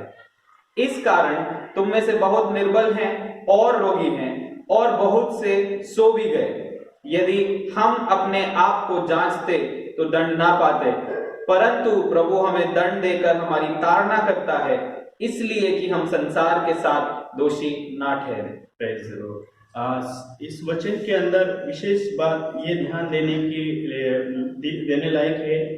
वचन के अंदर लिखा, कोई भी इस विधि को अनुचित रीति से ना ले, मतलब पापमय स्वभाव के साथ में कोई भी प्रभु की देह, प्रभु का जो लहू के रूप में जो हमारे पास में जूस है उसमें से हम ना पिए ना खाए, क्योंकि इसके खाने और पीने से हम परमेश्वर पिता यीशु पिता के जी उठने को हम प्रचार करते हैं। यीशु मसीह मारा गया, गाड़ा गया, तीसरे दिन मृत्यु में से जी उठा, यीशु मसीह जिंदा है, इस बात का हम प्रचार करते हैं। और जब हम सच्चे हृदय के साथ में लेते हैं तो 3 आशीषें हमारे जीवन के अंदर आती है, और अच्छा स्वास्थ्य आता है, तंदुरुस्ती आती है और लंबी आयु आती है। और दूसरा, अगर हम अनुचित रीति से प्रभु भोज को लेते हैं, मतलब प्रभु यीशु पिता की देह और उसके लहू के अंदर से हम लहू के अंदर सहभागी होते हैं, तो उसके अनुचित रीति से अगर हम उसको लेते हैं तो उसके कारण 3 प्रकार की हमको ताड़नाएं सहनी पड़ सकती है। पहला, अच्छा स्वास्थ्य हम हो सकते हैं, बीमारी के अंदर हम जा सकते हैं। तीसरी चीज लास्ट में कहता है बहुत सारे लोग मर भी गए। तो मरने का मतलब यह है कि शरीर में हम शारीरिक रीति से हम मर जाते हैं और शारीरिक रीति से मर जाते हैं। दूसरी चीज, अगर दूसरी मृत्यु की बात करें तो अपने शरीर को हम इस संसार के अंदर छोड़ देते हैं और अपनी सांस जो है वो निकल जाती है, मतलब बीमार होकर कितने बीमार हो जाते हैं, उसके बाद में मौत हो जाती है। तो कहने का मतलब ये है कि हमारा जब हम इस प्रभु भोज की विधि के अंदर हम जाएं, आप घर के अंदर आप ले रहे हैं, लेकिन अपने आप को जांच करके, अपने आप को पार करके और अपने गुनाहों को प्रभु के सामने मान करके कि प्रभु जाने अनजाने में मेरे से जो भी त्रुटियां हुई है, गलती हुई है, प्रभु मैं आपके सामने रखता हूँ। ऐसा करके प्रभु के सामने रख करके अपना पूरा समर्पण प्रभु को दे करके अपने जीवन को प्रभु के हाथों में समर्पित करके इस भोज के अंदर से आप ले सकते हैं। आइए हम प्रार्थना करेंगे, पश्चातापी प्रार्थना। अपने अपने हृदय को हम तैयार करें, अपने अपने मन को प्रभु के इस देह के लिए और लहू के लिए हम अपने आप को तैयार करें, क्योंकि ये जो विधि है वो पवित्र विधि है और ये कोई असाधारण नहीं है, लेकिन ये पवित्र विधि है, प्रभु की तरफ से दी गई विधि है। उसका हम आदर करें और अपने सच्चे हृदय के साथ हमारे बीच में बड़े हैं प्रार्थना करने में अगुवाई करेंगे। प्रभु जी हम प्रार्थना करते हैं परमेश्वर पिता, जो घरों में परमेश्वर पिता प्रभु जी जो घरों में बैठे हैं लोग जो इस विधि में परमेश्वर पिता जो एकत्रित है मेरे परमेश्वर पिता, तेरे लहू में परमेश्वर जो सहभागिता होना है, तेरी रोटी में प्रभु जी तेरे देह को परमेश्वर पिता तुमने कहा था प्रभु जी जब भी तुम ऐसा करो इसको स्मरण करो। हालेलुया प्रभु जी अपने मनों को जांच कर प्रभु जी अपने पापों से मन फिरा कर प्रभु तेरी ओर प्रभु जी निहारने पाए प्रभु इनके मनों को प्रभु जी को जांच पवित्र आत्मा और प्रभु इनके जो भी काम है परमेश्वर पिता, अगर कोई भी भाई या बहन मेरे खुदावन तेरे से दूर है परमेश्वर पिता, उन्हें प्रभु तू अपने सम्मुख लिया मेरे परमेश्वर पिता, ताकि इस विधि को परमेश्वर पिता वो ग्रहण कर सके मेरे प्रभु, तेरे लहू में तेरी रोटी में परमेश्वर पिता तेरी देह में प्रभु जी सहभागिता होने पाए। हम धन्यवाद करते हैं प्रभु जब हम ये इस रोटी में और इसमें लहू में हम सहभागिता हो रहे हैं, हम भाई लोग मेरे खुदा जो प्रत्येक लोग भाई लोग बहने लोग प्रभु जो हमें देख रहे हैं प्रभु जी सब पे प्रभु तेरा अनुग्रह बना रहे प्रभु। पवित्र आत्मा हम आपके हाथों में सौंपते हैं परमेश्वर पिता, हमारे मनों को हृदय को परमेश्वर पिता सब कुछ तेरे हाथों में सौंपते हैं प्रभु। तू जांच मेरे परमेश्वर पिता, हर एक मनों को तू जांच प्रभु परमेश्वर पिता। हम धन्यवाद करते हैं प्रभु, सारी महिमा आपको दे यीशु के नाम से दुआ मांगते हैं। आमीन आमीन। यस, हमारे पास में रोटी है और प्रभु यीशु पिता और पौलुस इस प्रकार से कहता है, क्योंकि ये बात मुझे प्रभु से पहुंची और मैंने तुम्हें भी पहुंचा दी। और प्रभु यीशु मसीह ने जिस रात को पकड़वाया गया रोटी ली और धन्यवाद के साथ उसने तोड़ी। प्रभु जी हम धन्यवाद देते हैं इस रोटी के लिए पिता परमेश्वर, प्रभु यीशु पिता परमेश्वर पिता, विशेष करके पिताजी आपको हम धन्यवाद देते हैं कि आप हमारे लिए अपने पुत्र प्रभु यीशु मसीह को दे दिया कि वो हमारे लिए संसार में आए और खुदा हमारे लिए वो मारा जाए गाड़ा जाए। जिस प्रकार से पिता परमेश्वर आपके खुदावन उस कलवरी क्रूस को हम जब निहारते हैं प्रभु यीशु उस अनोखे प्यार को हम देखते हैं, एक एक बूंद कतरों को पिता परमेश्वर के बूंदों को प्रभु जी आपने हमारे लिए बहा दिया, आपकी देह छिदवा लिया, आपकी देह पिता परमेश्वर पूरी रीति से प्रभु जी जैसे हल कैसे चलाया जाता है वैसे देह के ऊपर प्रभु जी दरारें देह के ऊपर पिता से घावे थे प्रभु जी, उनको पिता परमेश्वर खुदावना हम धन्यवाद देते इस पिता परमेश्वर प्रभु आपके देह के लिए प्रभु जी। और ये साधारण जिस प्रकार से गेहूं पिता परमेश्वर भूमि के अंदर पिताजी और खुदावन गिरता है, भूमि के अंदर जाता है, अपना अस्तित्व खोता है और उसके बाद नया पौधा निकल करके आता है। बहुत सारे दाने, एक दाना मर करके बहुत सारे दाने जब नया आते हैं प्रभु यीशु पिता और खुदावन ये चक्की के अंदर जिस प्रकार से पीसे जाते हैं और उसके बाद में जो आटा होता है उसको गूंदते हैं और गूंदने के बाद में जो रोटी होती है और उसको खा करके मनुष्य अपने जीवन को चलाते हैं, वैसे ही प्रभु यीशु पिता आपने कहा मैं जीवन की रोटी हूं और जो कोई मुझ में से खाता है वो फिर भूखा नहीं होगा। प्रभु यीशु पिता हम धन्यवाद देते, आपने बियारी के पीछे कटोरा उठाकर ये कहा ये लहू में मेरी नई वाचा है और इस नई वाचा के लिए प्रभु हम धन्यवाद देते हैं। यीशु प्रभु आपने हमारे लिए जो कतरों को एक कतरों को लहू को बहाया उस बूंद बूंद लहू के लिए प्रभु हम धन्यवाद देते हैं। प्रभु आपका प्रेम अनोखा है, हम पापियों के लिए प्रभु यीशु पिता आपने अपने लहू को बहा दिया। प्रभु यीशु पिता हम धन्यवाद करते हैं। इतना नहीं प्रभु हम विश्वास करते हैं आप मारे गए गाड़े गए लेकिन तीसरे दिन मृत्यु में जी उठे। प्रभु यीशु पिता आपने कहा मैं जीवन का जल मैं हूं, जो कोई इसमें से पिएगा फिर प्यासा नहीं होगा। प्रभु यीशु पिता के नाम से जब हम पीते हैं इसमें से पिता परमेश्वर खुदावन आपकी आशीष हमारे जीवन के अंदर होने पाए। हमारे प्रिय भाई बहन जो घर के अंदर है इस विधि को जब बनाते हैं स्मरण करते हैं प्रभु यीशु अपने जीवन के अंदर एक अच्छा स्वास्थ्य को लेने पाए, एक अच्छी लंबी आयु को लेने पाए, तंदुरुस्ती को लेने पाए। प्रभु यीशु पिता हम प्रार्थना करते हैं, धन्यवाद देते आपकी पिता पुरुष देह के लिए और लहू के लिए हम धन्यवाद करते पिताजी। जब इसमें से खाते हैं हमको आशीष दीजिए, यीशु के नाम से इस प्रार्थना को मांगते हैं, आमीन आमीन आमीन।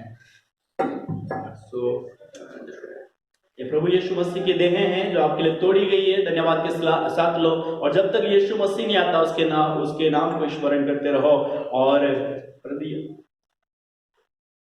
ये प्रभु यीशु मसीह की देह है जो आपके लिए तोड़ी गई है, धन्यवाद के साथ लो। और जब तक यीशु मसीह नहीं आता उसका नाम उसके स्मरण के लिए यही किया करना।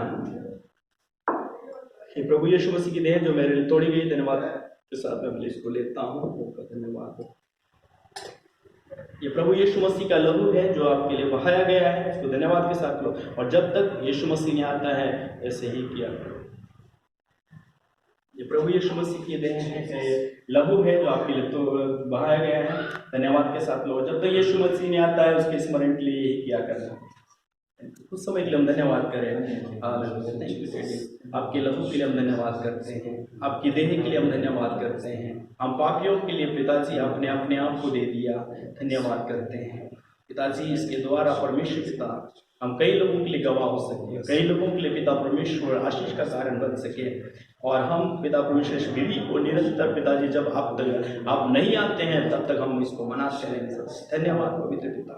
हम में से प्रत्येक लोग खुदावन, और भी बहुत सारे लोग जो खुदावन इस विधि के अंदर सम्मिलित नहीं हो पा रहे, प्रभु जी अनुग्रह देना खुदावन, वो लोग भी इस विधि के अंदर, पवित्र विधि के अंदर सहभागी होकर के पिता आपके नाम को स्मरण कर सकते हैं। धन्यवाद यीशु।